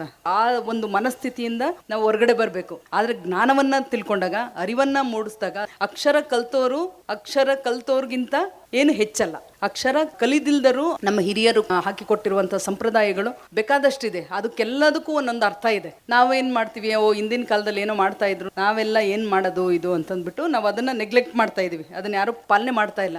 ಏನೇನು ಒಳ್ಳೇದಿದೆ ಅದನ್ನಾದ್ರೂ ನಾವು ಮಾಡ್ಬೇಕು. ಏನು ಮಾಡಲ್ಲ, ಅವ್ರನ್ನು ನೋಡ್ಕೊಳ್ಳಲ್ಲ. ಮಾಡರ್ನ್ ಅಂತಂದ್ರೆ ನೀವು ಮನಸ್ಸಿನಲ್ಲಿ ಮಾಡರ್ನ್ ಆಗ್ಬೇಕು. ಅದನ್ನ ಬಿಟ್ಟು ನಿಮ್ಮ ವೇಷಭೂಷಣಗಳಲ್ಲಿ, ನಿಮ್ಮ ಉಡುಗೆ ತೊಡುಗೆಗಳಲ್ಲಿ, ನಿಮ್ಮ ವೈಯಕ್ತಿಕ ಆಯ್ಕೆ. ಆದ್ರೆ ನೀವು ಮಾಡರ್ನ್ ಅಂತ ಅಂದ್ಬಿಟ್ಟು ಆಗ್ಬೇಕು ಅಂದ್ರೆ ಏನು ಪಾಲನೆ ಮಾಡಿದೆ? ಉಪವಾಸ ಯಾಕೆ ಮಾಡ್ಬೇಕು? ಜಾಗರಣೆ ಯಾಕೆ ಮಾಡ್ಬೇಕು? ಇವೆಲ್ಲ ಗೊತ್ತಿದೆ ಅಲ್ವಾ? ಉಪವಾಸ ಮಾಡಿದಾಗ ನಿಮ್ಗೆ ಏನ್ ಬರುತ್ತೆ? ಸಿಟ್ಟು, ದುರಂಕಾರ ಅಂತಾರಲ್ಲ, ಅದೆಲ್ಲ ಕಡಿಮೆ ಆಗುತ್ತೆ. ದೇವರು ಇನ್ನಷ್ಟು ಹೆಚ್ಚು ಶಕ್ತಿಯನ್ನ ಕೊಡ್ತಾನೆ ಅಂತಂದ್ಬಿಟ್ಟು ನನ್ನ ನಂಬಿಕೆ. ದೇವರು ಅಂತಂದ್ಬಿಟ್ಟು ಒಂದು ಶಕ್ತಿ ಖಂಡಿತ ಇದೆ. ನಾವು ನಮ್ಮ ಕೆಲಸವನ್ನ ಪ್ರಾಮಾಣಿಕವಾಗಿ ನಿಷ್ಠೆಯಿಂದ ಮಾಡ್ಬೇಕು. ದೇವರಿಂದ ಏನೂ ಕೇಳಬೇಡಿ, ಅಲ್ಲೇ ಪ್ರಾಬ್ಲಮ್ ಆಗೋದು. ನಾನು ಪೂಜೆ ಮಾಡ್ತಿದ್ದೀನಿ, ನೀನೇನಾದ್ರೂ ಕೊಡ್ಬೇಕು, ಹಂಗಲ್ಲ. ನಾನ್ ಮಾಡ್ತಾ ಇದ್ದೀನಿ, ಕೊಡೋದು ಬಿಡೋದು ನಿನಗೆ ಬಿಟ್ಟಿದ್ದು. ಆಮೇಲೆ ಈ ಗ್ರಾಮದಲ್ಲಿ ಎಲ್ಲ ಹೆಚ್ಚು ಸಂಖ್ಯೆಯಲ್ಲಿ ಬಂದಿದ್ದೀರಾ. ಈ ಒಂದು ಮನವಿ ಪತ್ರದಲ್ಲಿ ಪಾಪ ಹೆಚ್ಚೇನ್ ಕೇಳಿಲ್ಲ ನೀವು. ಈ ಊರಲ್ಲಿ 7ಕ್ಕೂ ಹೆಚ್ಚು ಜನ ಸ್ವಾತಂತ್ರ್ಯ ಹೋರಾಟಗಾರರು ಇದ್ದಾರೆ ಅಂತಂದ್ರೆ ಈ ಊರಿನ ಮಹಿಮೆಯನ್ನ ನೀವು ತಿಳ್ಕೊಳ್ಳಿ. ಎಲ್ಲ ಮಕ್ಕಳು ಯಾರ್ಯಾರು ನೀವು ಓದಿದಿರಾ, ಈ ಊರಲ್ಲಿ ಹುಟ್ಟಿದಿರಾ, ನಿಮ್ಗೆ ಈ ಊರಿನ ಬಗ್ಗೆ ಹೆಮ್ಮೆ ಆಗ್ಬೇಕು, ಗೌರವ ಉಂಟಾಗ್ಬೇಕು ಊರಿನ ಬಗ್ಗೆ. ಈ ಊರಲ್ಲಿ ಎಷ್ಟು ಜನ ಸ್ವಾತಂತ್ರ್ಯಕ್ಕೋಸ್ಕರ ಒಂದು ಸ್ವಾಭಿಮಾನದಿಂದ ಅವರು ಹೋರಾಡಿದ್ದಾರೆ ಅಂತಂದ್ರೆ ನೀವೆಲ್ಲರೂ ಕೂಡ ಹೆಮ್ಮೆ ಪಡ್ಬೇಕು. ಆನಂತರ ನಿಮ್ಮೂರಲ್ಲಿ ಶಿವ ದೇವಾಲಯದ ಓದ್ದೆ. ಆಮೇಲೆ ಅಸ್ಪೃಶ್ಯತಾ ನಿವಾರಣೆಗಾಗಿ ಕೆಲವು ಹೋರಾಟ ಮಾಡಿದ್ದೀರಾ. ಮನುಷ್ಯರು ಎಲ್ಲರೂ ಒಂದೇ. ಅದನ್ನ ಮನುಷ್ಯ ತಿಳ್ಕೊಳ್ತಾ ಮುಂದ್ ಮೇಲೆ ಹೋಗ್ತಾ ಇವೆಲ್ಲ ಗೊತ್ತಾಗುತ್ತೆ. ನಾವು ಅರ್ಧ ಬರ್ಧ ತಿಳ್ಕೊಂಡ್ರೆ ಏನೂ ಗೊತ್ತಾಗಲ್ಲ. ಎಲ್ಲ ಭಗವದ್ಗೀತೆಯಲ್ಲೂ ಹೇಳಿರೋದು ಇಷ್ಟೇ, ಬೇರೆ ಎಲ್ಲ ಕಡೆ ಹೇಳಿರೋದು ಇಷ್ಟೇ. ಎಲ್ಲರ ಹೃದಯದಲ್ಲಿ ಭಗವಂತ ಇದ್ದಾನೆ. ಅದನ್ನು ಕಾಣುವಂತಹ ಒಂದು ವ್ಯವಸ್ಥೆ ನಮ್ಮ ಕಡೆಯಿಂದ ಆಗ್ಬೇಕು. ಆಮೇಲೆ ಇಲ್ಲಿ ಶಿಕ್ಷಣ ಕಾಶಿ ಅಂತಂದ್ಬಿಟ್ಟು ನಾನು ಆ ಪದನ ಇಲ್ಲಿ ನೋಡಿದೆ. ಶಿಕ್ಷಣ ಕಾಶಿ ಅಂತಂದ್ರೆ ಬಹುಶಃ ಎಲ್ಲರೂ ಇಲ್ಲಿ ಎಜುಕೇಟೆಡ್ ಇರಬೇಕು, ಓದೋದ್ರಲ್ಲಿ ತೊಂದರೆ ಇಲ್ಲ, ಎಲ್ಲರೂ ಅಕ್ಷರಸ್ಥ್ರೆ. ನನ್ಗೆ ಅಕ್ಷರಸ್ತ್ರ ಬಗ್ಗೆನೇ ಭಯ ಇರೋದು. ಅಕ್ಷರಸ್ಥ್ರೆ ಇವೆಲ್ಲ ಸರಿಯಾಗಿ ತಿಳ್ಕೊಳ್ಳಲ್ಲ. ಏನ್ರಿ ಬೇಕು ಜೀವನದಲ್ಲಿ? ಮನುಷ್ಯರಾಗಿ ಇಲ್ಲಿ ಬಂದಿದೀವಿ ಅಂತಂದ್ರೆ ಒಂದು ಕಾರಣ ಇರುತ್ತೆ. ಆ ಕಾರಣ ಏನು ಅಂತ ನಾವು ಹುಡ್ಕೋ ಕೆಲಸ ಆಗ್ಬೇಕಲ್ವಾ? ನಾನು ಇಲ್ಲಿ ಭೂಮಿ ಮೇಲೆ ಬಂದಿದ್ದೀನಿ ಭಗವಂತ, ಏನಿದೆ ಕಾರಣ? ನಾನು ಏನ್ ಮಾಡ್ಬೇಕಾಗಿದೆ? ನನ್ನ ಕೆಲಸ ಏನು? ಊಟ ಮಾಡಿ ಸಿನಿಮಾ ನೋಡಿ ಹೋಗೋದಲ್ಲ, ಅಷ್ಟಲ್ಲ ಕೆಲಸ. ಇಲ್ಲಿ ಬಂದಿದ್ದೀನಿ ಅಂದ್ರೆ ನನ್ನ ಜವಾಬ್ದಾರಿ ಏನಿದೆ, ನಮ್ಮನ್ನ ನಾವು ತಿಳ್ಕೊಳ್ಬೇಕು. ನಾನು ಯಾಕೆ ಬಂದಿದ್ದೀನಿ, ಈ ಊರಲ್ಲೇ ಯಾಕೆ ಹುಟ್ಟಿದ್ದೀನಿ, ಇವೆಲ್ಲ ಪ್ರಶ್ನೆಗಳು ನಿಮ್ಗೆಲ್ಲ ಬಂದಿಲ್ವಾ? ಬಂದಿರುತ್ತೆ. ಅದನ್ನ ನಮ್ಮ ಮಾನವ ಜನ್ಮವನ್ನ ಸಾರ್ಥಕ ಮಾಡಬೇಕು. ಆದ್ರಿಂದ ನಮ್ಮ ಕೈಲೇ ಎಷ್ಟಾಗುತ್ತೆ. ನೀವು ನನಗೋಸ್ಕರ ಅಂತ ಕೇಳಿದ್ರೆ ದೇವ್ರು ಕೊಡಲ್ಲ. ನನಗೆ ಕೆಲಸ ಮಾಡಲಿಕ್ಕೆ ಶಕ್ತಿ ಕೊಡಪ್ಪ ಅಂದ್ರೆ ಕೊಡ್ತಾನೆ. ಬೇರೆಯವ್ರಿಗೋಸ್ಕರ ಕೆಲಸ ಮಾಡಿದ್ರೆ ನಿಮ್ಗೂ ಶಕ್ತಿ ಕೊಡ್ತಾನೆ. ದೇವ್ರಿಗೆ ಗೊತ್ತಾಗುತ್ತೆ ಅವಾಗ. ಕೃಷಿಕರಾಗಿದ್ದ ತಕ್ಷಣ ನೀವು ಹೆಣ್ಣು ಕೊಡಲ್ಲ. ಏನಂದ್ರೆ ಒಂದಿಬ್ರು ಮೂವರು ಹೆಚ್ಚಾಗಿ ಬರ್ತಾರೆ ಮನೇಲಿ ಕೆಲಸಕ್ಕೆ, ಅವ್ರಿಗೆ ಮಾಡಿ ಹಾಕೋದ್ರಾಯ್ತು. ಈಗೇನು ಕುಕ್ಕರ್ ಇದಾವೆ, ಗ್ಯಾಸ್ ಇದಾವೆ ಅಲ್ವಾ? ಮೊದ್ಲಂಗೆ ಒಲೆಯಲ್ಲಿ ಬೇಯಿಸಿ ಇದೆಲ್ಲ ಮಾಡೋಂಥದ್ದಿಲ್ಲ ಅಲ್ವಾ? ನಾವು ಕೂಡ ಅರ್ಥ ಮಾಡ್ಕೊಂಡ್ರೆ ಹುಡುಗ ಚಿಂದಂತನು ಅಂತಂದ್ರೆ ಕೊಡ್ತಿದ್ರಪ್ಪ ಹಿಂದೆ. ನಾವು ಎಲ್ಲ ಹಂಗೆ ಮದ್ವೆ ಆಗಿರೋದು, ನಮ್ದೆಲ್ಲ ಅರೇಂಜ್ಡ್ ಮ್ಯಾರೇಜು. ಅವಾಗಿನ ವ್ಯಾಲ್ಯೂಸ್ ನೋಡ್ರಿ, ಸತ್ಯ ಧರ್ಮ ಇವೆಲ್ಲ ಯಾವಾಗಿಂದನೂ ಇದೆ, ಅದು ಇನ್ನೂ ಇರುತ್ತೆ. ನಮ್ಮಲ್ಲಿ ಕಂದಾಯ ಇಲಾಖೆಯಲ್ಲಿರೋಷ್ಟು ಸಮಸ್ಯೆಗಳು ಬೇರೆ ಯಾವುದೇ ಇಲಾಖೆಯಲ್ಲಿ ಇಲ್ಲ. ಆದರೆ ನಿಮ್ಮದು ಒಂದಷ್ಟು ಕೆಲಸ ಆಗಿದೆ. ನಾವು ಇಡೀ 31 ಜಿಲ್ಲೆಯಲ್ಲಿ ಮೊದಲ ಸ್ಥಾನವನ್ನ ಪಡ್ಕೊಂಡಿದ್ವಿ. ನಾನು ಬರೋದಕ್ಕಿಂತ ಮುಂಚೆ ಅದು ಎಷ್ಟನೇ ಸ್ಥಾನ ಇತ್ತು? 28ನೇ ಸ್ಥಾನದಲ್ಲಿತ್ತು. ನಾವು ಭೂಮಿಯಲ್ಲಿ 28ನೇ ಪ್ಲೇಸ್ ಅಲ್ಲಿ ಇದ್ದಿದ್ದನ್ನ 1ನೇ ಸ್ಥಾನಕ್ಕೆ ತಂದ್ವಿ.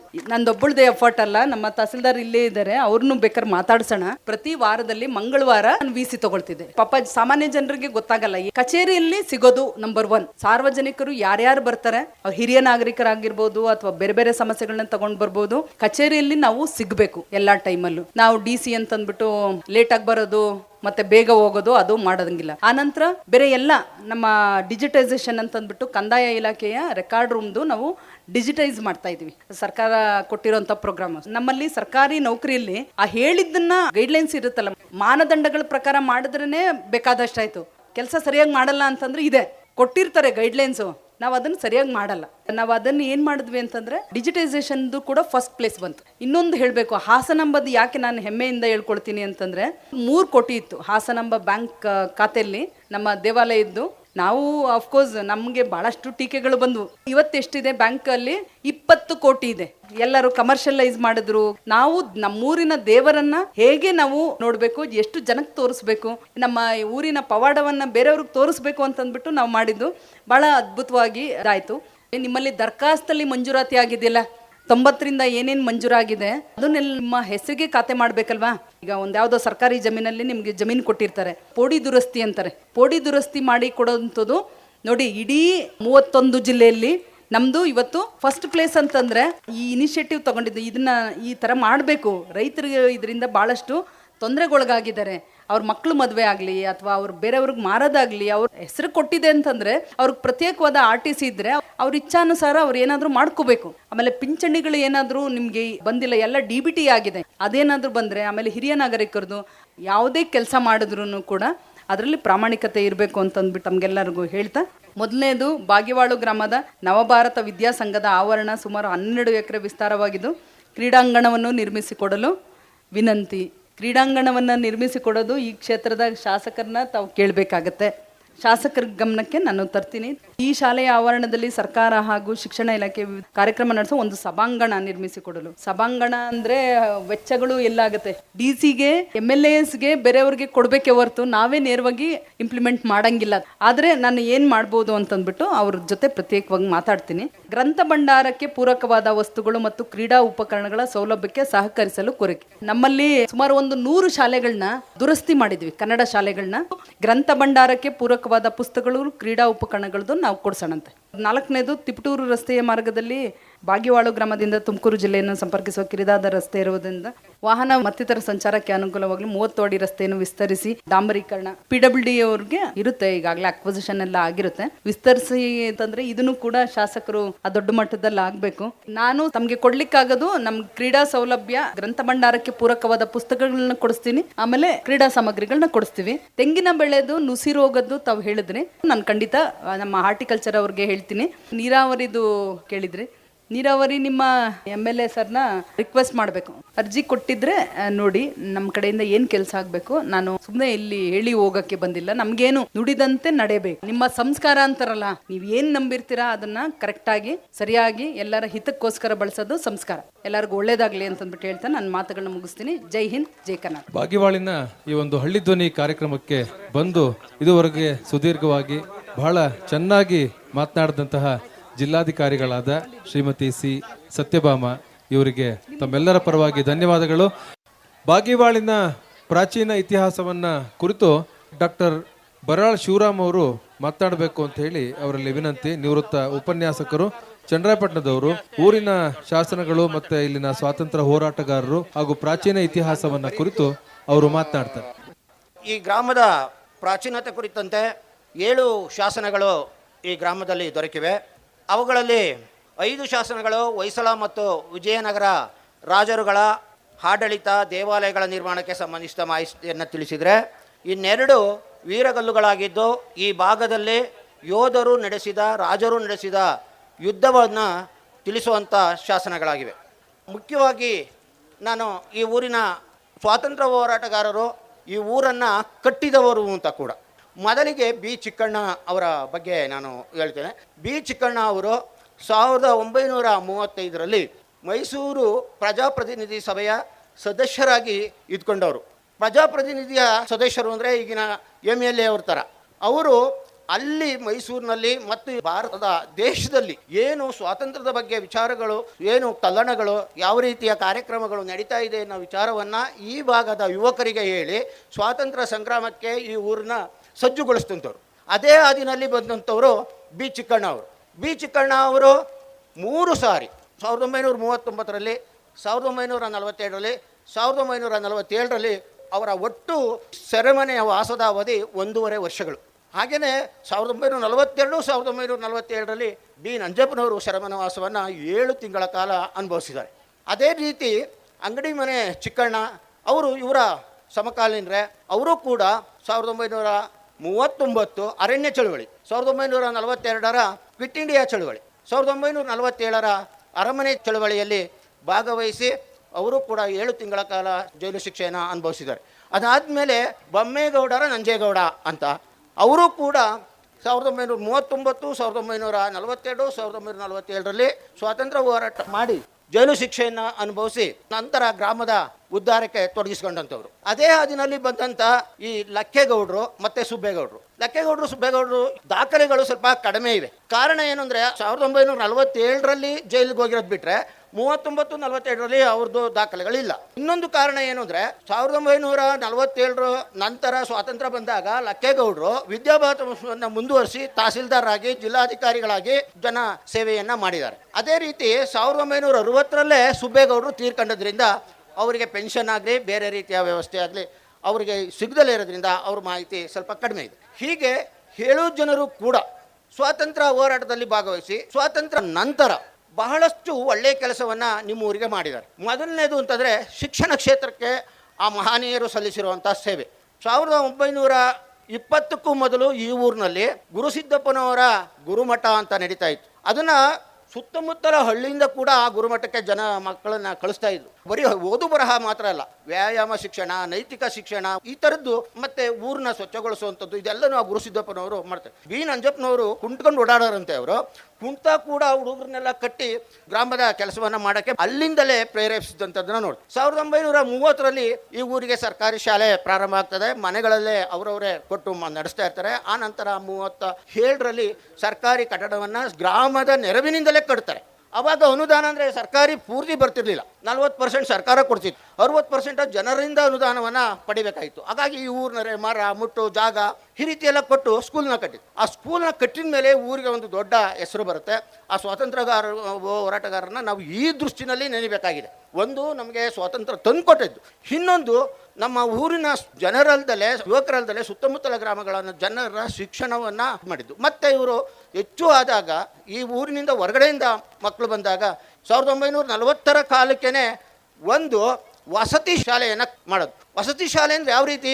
ನಮ್ಮ ಮನೇಲಿ 4 ಜನಕ್ಕೆ ಊಟ ಹಾಕೋಕ್ಕಾಗುತ್ತೆ, ನಿಮ್ಮ ಮನೇಲಿ 4 ಜನಕ್ಕೆ ಊಟ ಆಗುತ್ತೆ. 4 ಮಕ್ಕಳು ಅವರೇ ಇಟ್ಕೊಂಡು ಮೊದಲು ಅವ್ರಿಗೆ ವಿದ್ಯಾಭ್ಯಾಸನ ಯಾವುದೇ ಮನೇಲಿ ಕೊಡುವಂಥದ್ದು, ತಮ್ಮ ಮಕ್ಕಳಂತೆ ನೋಡ್ಕೊಂಡು. ಆಮೇಲೆ ಒಂದು ಕಟ್ಟಡನ ಎಲ್ಲ ಊರಿನ ನೆರವಿನಿಂದ ಕಟ್ತಾರೆ, ಅದರಲ್ಲಿ ನೂರಾರು ಮಕ್ಕಳು ಓದ್ಕೊಂಡು ಹೋಗ್ತಾರೆ. ಈ ಊರಿನಲ್ಲಿ ಇವಾಗ ಎಲ್ಲ ಕಡೆ ಶಾಲೆ ಇವೆ ಗೊತ್ತಿಲ್ಲ. ಈ ಊರಿನಲ್ಲಿ ತುಮಕೂರಿನಿಂದ, ತಿಪ್ಟೂರಿನಿಂದ, ಚನ್ನರಾಯಪಟ್ಟಣದಿಂದ ನಮ್ಮ ಶಾಂತಿ ಗ್ರಾಮದವರೆಗೆ ಮಕ್ಕಳು ಬಂದು ಓದಿದ್ದಾರೆ. ಹಾಗಾಗಿ ಅವತ್ತಿನ ಶಾಲೆ ಬಹಳ ಅದ್ಧೂರಿಯಾಗಿ ಅದನ್ನ ಒಂದು ಮಾಧ್ಯಮಿಕ ಶಾಲೆಯಾಗಿ ಪರಿವರ್ತಿಸಿದಾಗ ಡೆಪ್ಯೂಟಿ ಡೈರೆಕ್ಟರ್ನ ಕರೆಸಿ ಇಲ್ಲೊಂದು ಸಂಭ್ರಮವನ್ನು ಆಚರಿಸಿ ಒಂದು ಮಾಧ್ಯಮಿಕ ಶಾಲೆಯನ್ನು ಪ್ರಾರಂಭ ಮಾಡಿದ್ದಾರೆ. ಹಾಗಾಗಿ ನಂತರ 1960ರ ನಂತರದಲ್ಲಿ ನವಭಾರತ ವಿದ್ಯಾಸಂಸ್ಥೆ ಬಂದು ವಿದ್ಯಾಭ್ಯಾಸಕ್ಕೆ ಒಂದು ಒಳ್ಳೆಯ ಕೊಡುಗೆಯನ್ನು ಅವರು ಕೊಟ್ಟಿದ್ದಾರೆ. ಅದ್ರ ಜೊತೆಗೆ ಸಮುದಾಯದ ಕಾರ್ಯಕ್ರಮ, ಮನೆಗೊಂದು ಆಳು ಕೇರಿಗೊಂದು ಗಾಡಿ ಅಂತ ಪ್ರತಿ ಸೋಮವಾರ ಊರಿನಲ್ಲಿ ಕೇರವರು ಒಂದು ಗಾಡಿ ಇಟ್ಕೊಂಡ್ರು ಗಾಡಿ ತರಬೇಕು. ಪ್ರತಿಯೊಂದು ಮನೆಯವರು ಊರು ಮುಂದಕ್ಕೆ ಬಂದು ನಿಂತ್ಕೋಬೇಕು. ಅವರು ಅಷ್ಟು ಜನ ಒಟ್ಟು ಹೋಗಿ ಯಾವ್ಯಾವ ಭಾಗದಲ್ಲಿ ರಸ್ತೆಗಳಾಗಬೇಕೋ, ಯಾವ್ಯಾವ ಭಾಗದಲ್ಲಿ ಗಿಡಗಂಟೆಗಳು ಬೆಳೆದಿದೆಯೋ ಪ್ರತಿ ಸೋಮವಾರ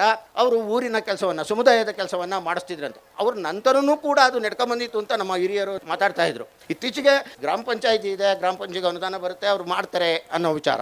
ಆದರೂ ಕೂಡ ಮೇಡಮ್ ಹೇಳಿದರು, ನೀವು ಮಕ್ಕಳನ್ನ ಬೆಳೆಸ್ಕೊಂಡು ಸ್ವಚ್ಛತೆ ಬಗ್ಗೆ ಸ್ವಲ್ಪ ಅರಿವು ಮೂಡಿಸಿ ಅಂತ.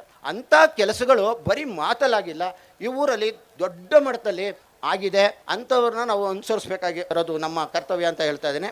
ಜೈ ಹಿಂದ್, ಜೈ ಕರ್ನಾಟಕ. ಊರಿನ ಪ್ರಾಚೀನ ಇತಿಹಾಸದ ಬಗ್ಗೆ ಮತ್ತು ಊರಿನ ಸ್ವಾತಂತ್ರ್ಯ ಹೋರಾಟಗಾರರನ್ನ ಕುರಿತು ಇದುವರೆಗೆ ತಮ್ಮ ಮುಂದೆ ವಿಚಾರಗಳನ್ನು ಮಂಡಿಸಿದಂತಹ ಚನ್ನರಾಯಪಟ್ಟಣದ ನಿವೃತ್ತ ಉಪನ್ಯಾಸಕರಾದ ಡಾಕ್ಟರ್ BN ಶಿವರಾಮ್ ಇವರಿಗೆ ತಮ್ಮೆಲ್ಲರ ಪರವಾಗಿ ಧನ್ಯವಾದಗಳು. ಇದೀಗ ಶ್ರೀ BN ರಾಮಸ್ವಾಮಿ ಅವರು, ನಿವೃತ್ತ ಪ್ರಾಂಶುಪಾಲರು, ಇವರು ಗ್ರಾಮದ ಇತಿಹಾಸವನ್ನು ಕುರಿತು ಮಾತನಾಡಬೇಕು ಅಂತ ಅವರಲ್ಲಿ ವಿನಂತಿಯನ್ನು ಮಾಡ್ತಾ ಇದ್ದೇನೆ. ಯಾವುದೇ ಊರು, ಯಾವುದೇ ದೇಶ ಅದು ತನ್ನದೇ ಆದಂತಹ ಒಂದು ಸ್ಥಳನಾಮವನ್ನು ಪಡೆದಿರುತ್ತೆ. ಬಾಗಿವಾಳು ಗ್ರಾಮದ ಹೆಸರಿಗೆ ಸುಮಾರು 1500 ವರ್ಷಗಳ ಸ್ಥಳನಾಮದ ಇತಿಹಾಸ ಇದೆ. ವಿವಿಧ ಗ್ರಾಮಗಳ ಸ್ಥಳದ ಹೆಸರನ್ನ ಪರಿಶೀಲನೆ ಮಾಡಿರ್ತಕ್ಕಂಥ ಸಂಶೋಧಕರು ಹೇಳಿರ್ತಕ್ಕಂಥ ಮಾತು, ಬಾಗೇವಾಳು, ಬಾಗೆ ಮರಗಳು ಬೆಳೆದಿದ್ದಂತಹ ಪ್ರದೇಶ. ಮೊದಲು ನಮ್ಮೂರಿಗೆ ಬಾಗೇವಾಳು ಅಂತಕ್ಕಂಥ ಹೆಸರಿತ್ತು. ಇದು ಒಂದು ಐತಿಹಾಸಿಕ ಹಿನ್ನೆಲೆ ಮತ್ತು ಸಾಮಾಜಿಕವಾಗಿ, ಸಾಂಸ್ಕೃತಿಕವಾಗಿ, ಐತಿಹಾಸಿಕವಾಗಿ, ಸಾಹಿತ್ಯಿಕವಾಗಿ ನೋಡೋದಾದರೆ ಇವತ್ತು ನಮ್ಮ ಬಾಗೇವಾಳು ಹೋಗಿ ಬಾಗಿವಾಳಾಗಿದೆ. ಅದಕ್ಕೆ ಕಾರಣ ಏನು ಅಂತ ಅಂದರೆ, ಇವತ್ತು ನಮ್ಮಲ್ಲಿ ಒಂದು ಸಾಮಾಜಿಕ, ಸಾಂಸ್ಕೃತಿಕ, ಐತಿಹಾಸಿಕ ಒಂದು ಪ್ರಜ್ಞೆ, ಹಿರಿಯರ ಬಗ್ಗೆ, ಗುರುಗಳ ಬಗ್ಗೆ ನಯ ವಿನಯದಿಂದ ನಮ್ರತವನ್ನು ಸಲ್ಲಿಸ್ತಕ್ಕಂತಹ ಜನಸ್ತೋಮ ಈ ಪ್ರದೇಶದಲ್ಲಿದ್ದಾರೆ. ಒಳ್ಳೆಯದನ್ನು ಸ್ವೀಕಾರ ಮಾಡ್ತಕ್ಕಂಥ ಮನೋಧರ್ಮ ಇರ್ತಕ್ಕಂಥ ಪ್ರದೇಶ ಅಂದರೆ ಬಾಗಿವಾಳು. ಇಲ್ಲಿ ಜನಿಸಿದ್ದು ನನ್ನ ಪೂರ್ವಜನ್ಮದ ಪುಣ್ಯ ಅಂತ ಹೇಳಿ ಮತ್ತೊಮ್ಮೆ ನಾನು ಹುಟ್ಟುವುದಾದರೆ ಈ ನಾಡಿನಲ್ಲಿಯೇ, ಈ ಗ್ರಾಮದಲ್ಲಿ ಹುಟ್ಟಲಿ ಅಂತ ಆ ಸೋಮೇಶ್ವರ ಸ್ವಾಮಿಯಲ್ಲಿ ನಾನು ಕಳಕಳಿಯಿಂದ ನಿಮ್ಮೆಲ್ಲರ ಪರವಾಗಿ ಪ್ರಾರ್ಥನೆ ಮಾಡ್ತಾ ಇದ್ದೆ. ಬಾಗಿವಾಳು ಆಳ್ವಿಕೆಗೆ ಐತಿಹಾಸಿಕವಾಗಿ ತೆಗೆದುಕೊಳ್ಳೋದಾದರೆ ಇಲ್ಲಿ ಶಿಲಾಶಾಸನ, ಸೋಮೇಶ್ವರ ದೇವಸ್ಥಾನದ ಮುಂಭಾಗ 7 ಶಿಲಾಶಾಸನಗಳಿದ್ದಾವೆ. ಅದು ಪ್ರಧಾನವಾದದ್ದು. ಆ ಒಂದು ಶಿಲಾಶಾಸನಗಳ ಹಿನ್ನೆಲೆಯಲ್ಲಿ ನಾವು ಚಿಂತನೆ ಮಾಡೋದಾದರೆ ಈ ಒಂದು ಪ್ರದೇಶ ಹೊಯ್ಸಳ ರಾಜಮನೆತಕ್ಕೆ ಸಂಬಂಧಪಟ್ಟ ಹಾಗೆ, ವಿಜಯನಗರದ ಅರಸರಿಗೆ ಸಂಬಂಧಪಟ್ಟ ಹಾಗೆ ಒಂದು ಆಡಳಿತ ವ್ಯಾಪ್ತಿ ಇತ್ತು. ಆ ಸಂದರ್ಭದಲ್ಲಿ ಈ ಒಂದು ಪ್ರದೇಶದ ಪಾಳೆಯಪಟ್ಟುಗಾರರಾಗಿದ್ದವರು ಪೊನ್ನಯ್ಯ ನಾಯಕ ಎಂಬತಕ್ಕಂಥ ಪಾಳ್ಯಗಾರರು. ಅವತ್ತಿನ ಸಂದರ್ಭದಲ್ಲಿ ಇಲ್ಲಿ ಬಾಗಿವಾಳು ಮತ್ತು ಸುತ್ತಮುತ್ತ ಗ್ರಾಮಗಳಲ್ಲಿ 64 ದೇವಾಲಯಗಳಿದ್ದು, ಆ ಒಂದು ದೇವಾಲಯಗಳ ಅಭಿವೃದ್ಧಿಗೋಸ್ಕರ 200 ಎಕರೆಯನ್ನ ಒಂದು ವ್ಯವಸ್ಥೆಗೋಸ್ಕರ ಬಿಟ್ಟಂತ ಊರು ಅಂತ ಅಂದ್ರೆ ನಮ್ಮೂರು ಎಂಬತಕ್ಕಂಥದ್ದು ಹೆಮ್ಮೆಯ ವಿಚಾರ. ಬಾಗಿವಾಳು ವೀರರ ನಾಡು, ಶಿಕ್ಷಣ ಕಾಶಿ ನಮ್ಮೂರು. ಸಾರ್ವಜನಿಕ ವಿದ್ಯಾರ್ಥಿ ನಿಲಯ ನನ್ನಂತ ಅನೇಕ ಸಹಸ್ರ ಮಂದಿ ವಿದ್ಯಾರ್ಥಿಗಳಿಗೆ ಪೋಷಣೆಯನ್ನು ಕೊಟ್ಟಂತ ಆ ಒಂದು ಸಾರ್ವಜನಿಕ ವಿದ್ಯಾರ್ಥಿ ನಿಲಯ ಬಾಗಿವಾಳು ಕೊಪ್ಪಳ ಹಿರಿಯರಿಂದ ಬಂದಂತ ಒಂದು ಕಟ್ಟಡ. ಅಲ್ಲಿ ನಾವು ವಿದ್ಯಾಭ್ಯಾಸ ಮಾಡಿದ್ವಿ. ಜೊತೆಗೆ ಇವತ್ತು ಏನು ದೇವರ ಜೋಡಿ ಬಿಟ್ಟದ್ದು ಮಾಧ್ಯಮಿಕ ಶಾಲೆಯಲ್ಲಿ ಪ್ರಾರಂಭವಾಯಿತು. ನಾವೆಲ್ಲರೂ ಗುಡಿಸಲಲ್ಲಿ ಓದಿದ್ವಿ. ಇವತ್ತು ನವಭಾರತ ವಿದ್ಯಾಸಂಸ್ಥೆ ಇಡೀ ಕರ್ನಾಟಕದಲ್ಲಿ ಹಾಸನ ಜಿಲ್ಲೆಯಲ್ಲಿ ಒಂದು ಪ್ರಖ್ಯಾತಿಯನ್ನ ಪಡೆದಿರತಕ್ಕಂಥದ್ದು. ಆ ವಿದ್ಯಾಸಂಘಕ್ಕೆ ಹೆಸರಿಟ್ಟವ್ರು ಯಾರು ಅಂತ ಅಂದ್ರೆ ಚನ್ನರಾಯಪಟ್ಟಣದ ಶಿಕ್ಷಣ ತಜ್ಞರು, ಸುಸಂಸ್ಕೃತವಂತರು, ಆ ಒಂದು ನವೋದಯ ವಿದ್ಯಾಸಂಸ್ಥೆಯ ಸ್ಥಾಪಕರಲ್ಲಿ ಒಬ್ಬರು ಆಗಿರ್ತಕ್ಕಂಥ ಶ್ರೀನಿವಾಸ ಅಯ್ಯಂಗಾರ್. ಸ್ವಾತಂತ್ರ್ಯ ಹೋರಾಟಗಾರರ ಆಶಯದಿಂದ ನಾವು ನೀವೆಲ್ಲರೂ ಮುನ್ನೋಡಿಯೋಣ, ಅವರ ಆದರ್ಶಗಳನ್ನು ನಾವು ಅನುಷ್ಠಾನಕ್ಕೆ ತರೋಣ ಅಂತ ಹೇಳಿ ಅವರನ್ನು ಸ್ಮರಿಸ್ತಾ ನನ್ನ ನಮನಗಳನ್ನ ಸಲ್ಲಿಸ್ತೇನೆ. ಜೈ ಹಿಂದ್, ಜೈ ಕರ್ನಾಟಕ. ಗ್ರಾಮ ಬಗ್ಗೆ, ಅದರ ಹಿನ್ನೆಲೆಯ ಬಗ್ಗೆ ಇದುವರೆಗೆ ಮಾತನಾಡಿದಂತಹ ನಿವೃತ್ತ ಪ್ರಾಂಶುಪಾಲರು ಆಗಿರ್ತಕ್ಕಂತಹ ಇದೇ ಊರಿನ BN ರಾಮಸ್ವಾಮಿ ಅವರಿಗೆ ತಮ್ಮೆಲ್ಲರ ಪರವಾಗಿ ಧನ್ಯವಾದಗಳು. ಬಾಗೇವಾಡಿನ ಸರ್ಕಾರಿ ಆಸ್ಪತ್ರೆಯ ವೈದ್ಯರಾದಂತಹ ಡಾಕ್ಟರ್ ಕೃತಿ ಅವರು ನಿಮ್ಮನ್ನೆಲ್ಲರನ್ನು ಕೂಡ ಉದ್ದೇಶಿಸಿ ಮಾತನಾಡ್ತಾರೆ. ಇಲ್ಲಿ ಹಾಸ್ಪಿಟ್ಲಿಗೆ ಬಂದು 4 ವರ್ಷ ಆಯಿತು. ಇಲ್ಲಿ ಬಂದಮೇಲೆ ತುಂಬಾ ಇಂಪ್ರೂವ್ಮೆಂಟ್ಸ್ ನಾನು ನೋಡಿದ್ದೀನಿ. ಒಂದು ಹಾಸ್ಪಿಟ್ಲ್ ನಡಿಬೇಕಂದ್ರೆ ಅದರಲ್ಲಿ ವರ್ಕ್ ಮಾಡೋವಂಥ ಸ್ಟಾಫ್ ವೆರಿ ವೆರಿ ಇಂಪಾರ್ಟೆಂಟು. ಯಾಕಂದರೆ ನಾನು ಇಲ್ಲಿ ಬಂದಮೇಲೆ ಈ 2.5 ವರ್ಷದಲ್ಲಿ ನಾವು 2 ಸಾಮೂಹಿಕ ಶ್ರೀಮಂತ ಕಾರ್ಯಕ್ರಮ ಮಾಡಿದ್ದೀವಿ. ನಾನೇನೇ ಒಂದು ಪ್ರೋಗ್ರಾಮ್ ಮಾಡಬೇಕು ಅಂತ ನಾನು ಈಸಿಯಾಗಿ ಹೇಳ್ಬಿಡ್ಬೋದು, ಸಿಸ್ಟರ್ ಇದು ಮಾಡಬೇಕು, ಇದಾಗಬೇಕು ಅಂತ. ಬಟ್ ಅದನ್ನು ಕಾರ್ಯರೂಪಕ್ಕೆ ತರೋದು ನಮ್ಮ ಆಶಾ ವರ್ಕರ್ಸು ಮತ್ತು ನಮ್ಮ ಸ್ಟಾಫು. ಈ ಸಂದರ್ಭದಲ್ಲಿ ನಾನು ಪ್ರತಿಯೊಬ್ಬರಿಗೂ ಥ್ಯಾಂಕ್ ಯು ಹೇಳಕ್ಕೆ ಇಷ್ಟಪಡ್ತೀನಿ. ನಮ್ಮ ಲಲಿತಾ ಸಿಸ್ಟರು ಸೀನಿಯರ್ ಮೋಸ್ಟ್ ಇದ್ದಾರೆ, ರಘು ಬ್ರದರ್ ಇದ್ದಾರೆ, ಹೆಲ್ತ್ ವರ್ಕರ್ ಇಲ್ಲಿ, ಬಸವರಾಜಪ್ಪ ನಮ್ಮ ಗ್ರೂಪ್ ಡಿ. ನಾನು ಹೇಳ್ತಾ ಇರ್ತೀನಿ ಅವರೊಬ್ಬರು ಇದ್ದರೆ ನಂಗೆ ಕೆಲಸ ಆಗೋಗುತ್ತೆ ಅಂತ. ಅವ್ರನ್ನ ನಾನು ಈ ಸಂದರ್ಭದಲ್ಲಿ ಹೇಳಕ್ಕೆ ಇಷ್ಟಪಡ್ತೀನಿ.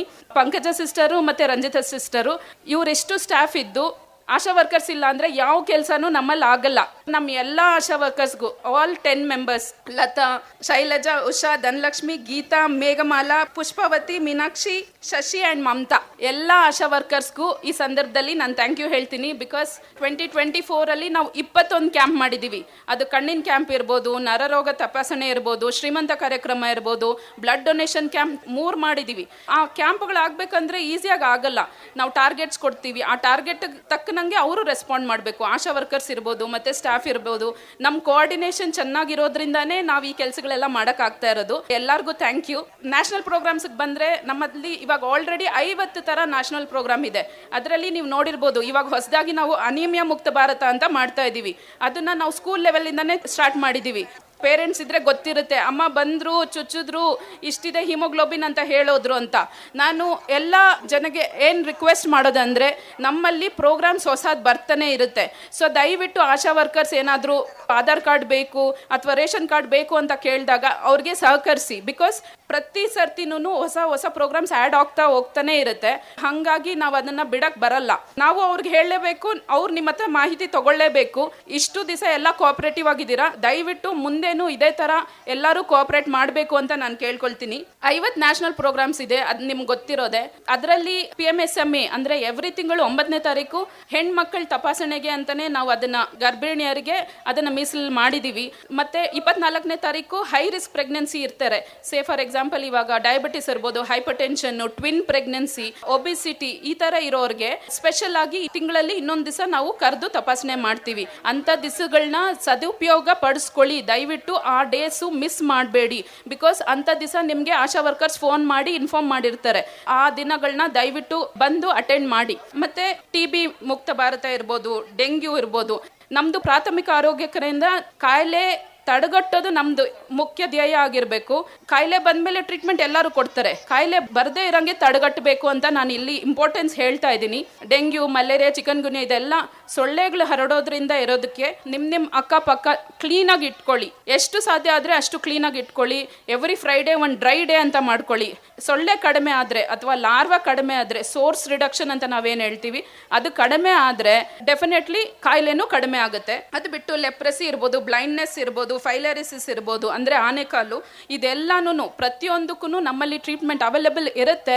ಏನಾದರೂ ಡೌಟ್ಸ್ ಇದ್ರೆ ದಯವಿಟ್ಟು ಹಾಸ್ಪಿಟ್ಲಿಗೆ ಬಂದು ತಪಾಸಣೆ ಮಾಡಿಸ್ಕೋಬೇಕು ಅಂತ ನಾನು ಇಲ್ಲಿ ಕೇಳ್ಕೊತೀನಿ. ಲಾಸ್ಟ್ 2 ವರ್ಷದಿಂದ ನಾವು 2 ಸರ್ತಿ ಪ್ರೋಗ್ರಾಮ್ ಮಾಡಿದ್ವಿ, ಅಂದ್ರೆ ದೊಡ್ಡ ಮಟ್ಟದಲ್ಲಿ. ಫಸ್ಟ್ ಟೈಮು DHO ಸರ್ ಬಂದಿದ್ರು, ಸೆಕೆಂಡ್ ಟೈಮು ಡಾಕ್ಟರ್ ಮಂಜುನಾಥ್ ಅಂತ ಬಂದಿದ್ರು, ಅಸಿಸ್ಟೆಂಟ್ ಕಮಿಷನರು. ಮತ್ತೆ ಶ್ರೀಮಂತ ಡಾಕ್ಟರ್ ಅಂತ ಫೇಮಸ್ ಆಗಿದ್ದವರು ಡಾಕ್ಟರ್ ರಘುನಾಥ್ ಬಂದಿದ್ರು. ನಿಮ್ಗೆ ಗೊತ್ತೇ ಇದೆ, ನಾವು ಪ್ರತಿ 9 ತಿಂಗಳಿಗೆ ಒಂದ್ಸರ್ತಿ ಮಾಡ್ತಿದೀವಿ. ಈ ಜೂನ್ಗೆ ಬರುತ್ತೆ. ಗ್ರಾಮಸ್ಥರಲ್ಲಿ ರಿಕ್ವೆಸ್ಟ್ ಮಾಡ್ಕೊಳ್ತೀನಿ, ಪ್ರತಿ ಸರ್ತಿ ನೀವು ಸಪೋರ್ಟ್ ಮಾಡ್ದಂಗೆ ಈ ವರ್ಷನೂ ಸಪೋರ್ಟ್ ಮಾಡಿ ಅಂತ.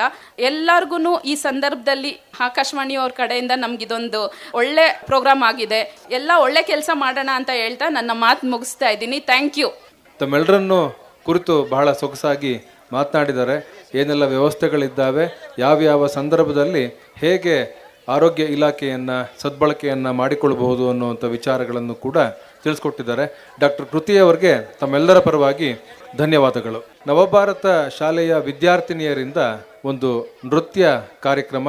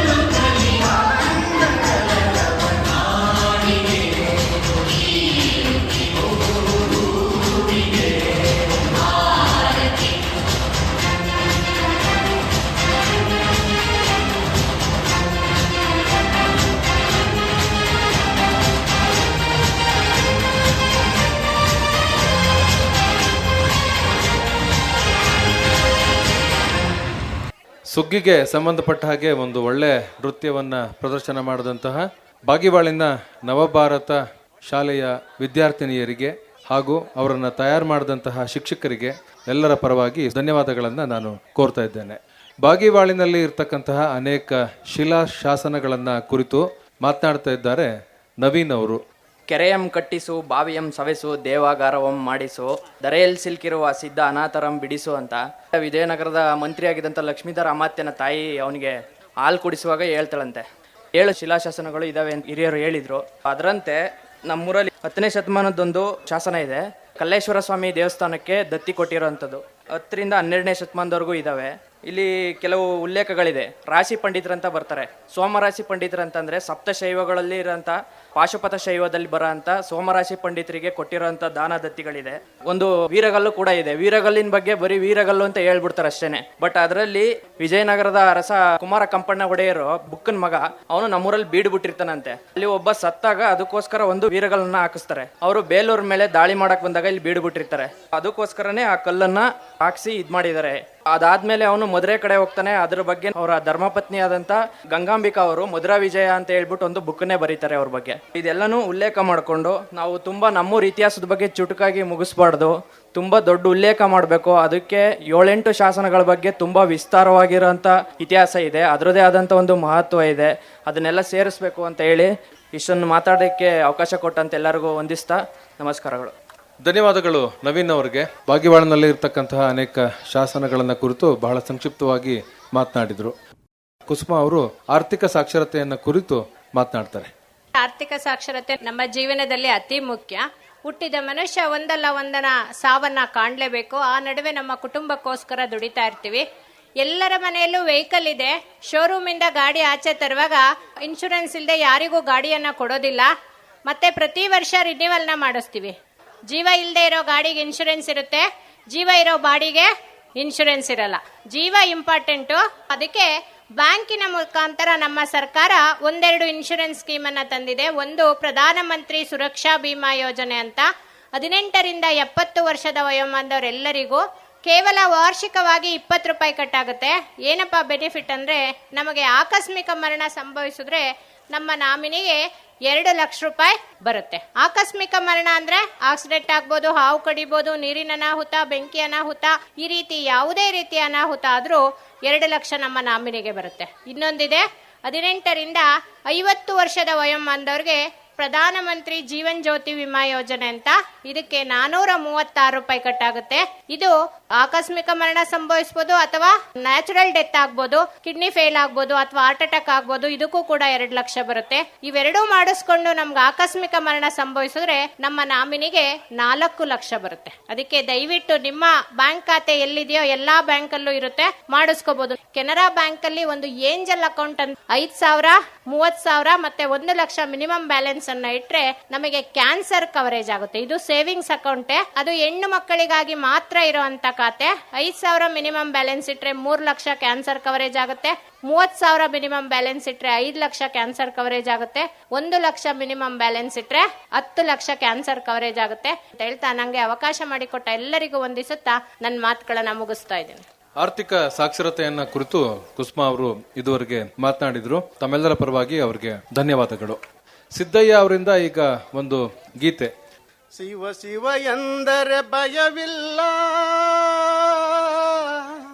ಶಿವ ಶಿವ ಎಂದರೆ ಭಯವಿಲ್ಲ, ಶಿವನಾಮಕ್ಕೆ ಸಾಟಿ ಬೇರಿಲ್ಲ, ಶಿವನಾಮಕ್ಕೆ ಸಾಟಿ ಬೇರಿಲ್ಲ. ಶಿವ ಭಕ್ತನಿಗೆ ನರಕ ಇಲ್ಲ, ಶಿವ ಭಕ್ತನಿಗೆ ನರಕ ಇಲ್ಲ, ಜನುಮ ಜನುಮಗಳ ಕಾಟವೂ ಇಲ್ಲ. ಶಿವ ಶಿವ ಎಂದರೆ ಭಯವಿಲ್ಲ, ಶಿವನಾಮಕ ಸಾಟಿ ಬೇರಿಲ್ಲ, ಶಿವನಾಮಕ ಸಾಟಿ ಬೇರಿಲ್ಲ. ಅನ್ನದಾನವ ತೊರೆಯದಿರು, ನಾನು ನನ್ನದು ಎನ್ನದಿರು. ಅನ್ನದಾನವ ತೊರೆಯದಿರು, ನಾನು ನನ್ನದು ಎನ್ನದಿರು. ಉನ್ನತಿ ಸಾಧಿಸಿ ಹಗಲಿರುಳು, ಉನ್ನತಿ ಸಾಧಿಸಿ ಹಗಲಿರುಳು. ದೀನನಾಥನ ಮರೆಯದಿರು, ಶಿವ ಶಿವ ಎಂದರೆ ಭಯವಿಲ್ಲ, ಶಿವನಾಮಕ್ಕೆ ಸಾಟಿ ಬೇರಿಲ್ಲ, ಶಿವನಾಮಕ್ಕೆ ಸಾಟಿ ಬೇರಿಲ್ಲ. ಭೋಗ ಭಾಗ್ಯದ ಬಲೆಯೊಳಗೆ ಬಳಲಿ ಬಾಡದೆ ಇಲೆಯೊಳಗೆ, ಭೋಗ ಭಾಗ್ಯದ ಬಲೆಯೊಳಗೆ ಬಳಲಿ ಬಾಡದೆ ಇಲೆಯೊಳಗೆ, ಕಾಯಕ ಮಾಡುತ್ತ ಎಂದೆಂದು, ಕಾಯಕ ಮಾಡುತ್ತ ಎಂದೆಂದು ದೀನಾನಾತ್ಮನ ಪಡೆಯದಿರು. ಶಿವ ಶಿವ ಎಂದರೆ ಭಯವಿಲ್ಲ, ನಾಮಕ ಸಾಟಿ ಬೇರಿಲ್ಲ, ಶಿವನಾಮಕ ಸಾಟಿ ಬೇರಿಲ್ಲ.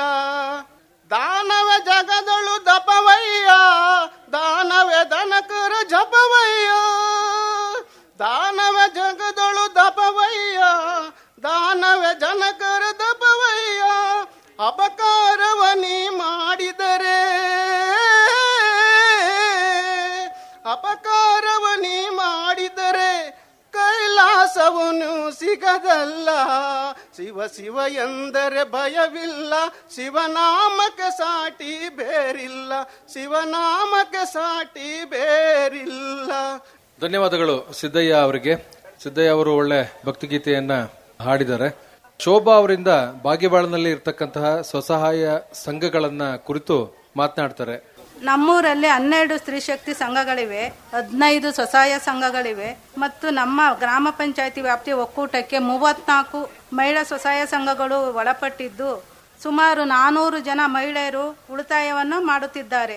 ನಮ್ಮ ಒಕ್ಕೂಟವು 2019-20 ಸಾಲಿನಲ್ಲಿ ಶುರುವಾಗಿದ್ದು ಪ್ರತಿ ವರ್ಷ ಸುಮಾರು 20,42,000 ರೂಪಾಯಿ ಸಹಾಯಧನವನ್ನು ಸಂಘಗಳ ಸದಸ್ಯರುಗಳು ಸಾಲವಾಗಿ ಪಡೆಯುತ್ತಿದ್ದಾರೆ.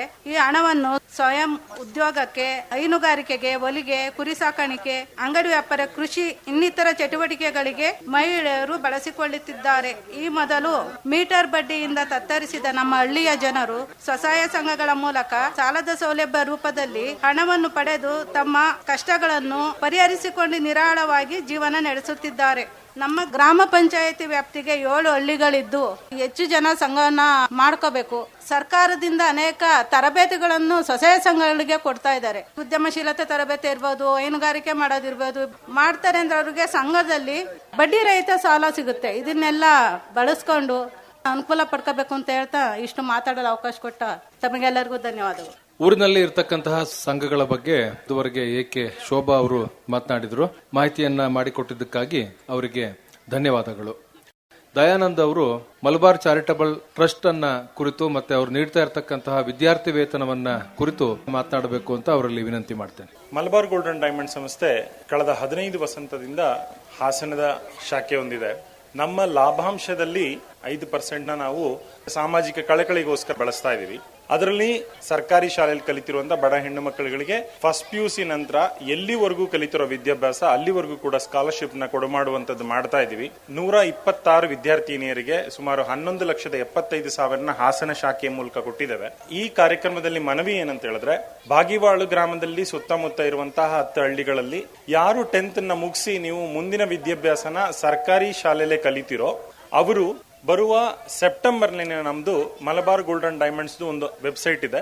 ನಾನು ನನ್ನ ಎಕ್ಸಿಕ್ಯೂಟಿವ್ ಕೂಡ ಸೆಪ್ಟೆಂಬರ್ ಇಲ್ಲ ಆಗಸ್ಟ್ ನಲ್ಲಿ ಬಾಗಿವಾಳ ಗ್ರಾಮಕ್ಕೆ ಕಳಿಸ್ಕೊಡ್ತೀವಿ. ಯಾರು ಮುಖಂಡರುಗಳನ್ನ ಭೇಟಿ ಮಾಡಿ ದಯವಿಟ್ಟು ಅದನ್ನ ಬಳಸ್ಕೊಳ್ಳಿ. ಕಾರಣ ಇಷ್ಟೇ, ಯಾವ ಹೆಣ್ಮಕ್ಳು ಕೂಡ ವಿದ್ಯಾಭ್ಯಾಸದಿಂದ ವಂಚಿತರಾಗಬಾರ್ದು ಅಂತ ಹೇಳ್ಕೊಂಡು ನಾವು ಮಹಿಳಾ ಸಬಲೀಕರಣದ ಭಾಗವಾಗಿ ಈ ಕಾರ್ಯಕ್ರಮನ ಹಮ್ಮಿಕೊಳ್ತಾ ಇದೀವಿ. ಅದನ್ನು ಮುಂದುವರೆದು ಪ್ರತಿದಿನ ಈ CSR ನ ಭಾಗವಾಗಿ ಹಾಸನದಲ್ಲಿ 300 ಜನಕ್ಕೆ ಪ್ರತಿದಿನ ನಾವು ಯಾರು ಕೂಡ ಹಸಿವಿನಲ್ಲಿ ಮಲಗಬಾರದು ಅಂತ ಹೇಳಿ ಊಟದ ವ್ಯವಸ್ಥೆ ಮಾಡ್ತಾ ಇದೀವಿ.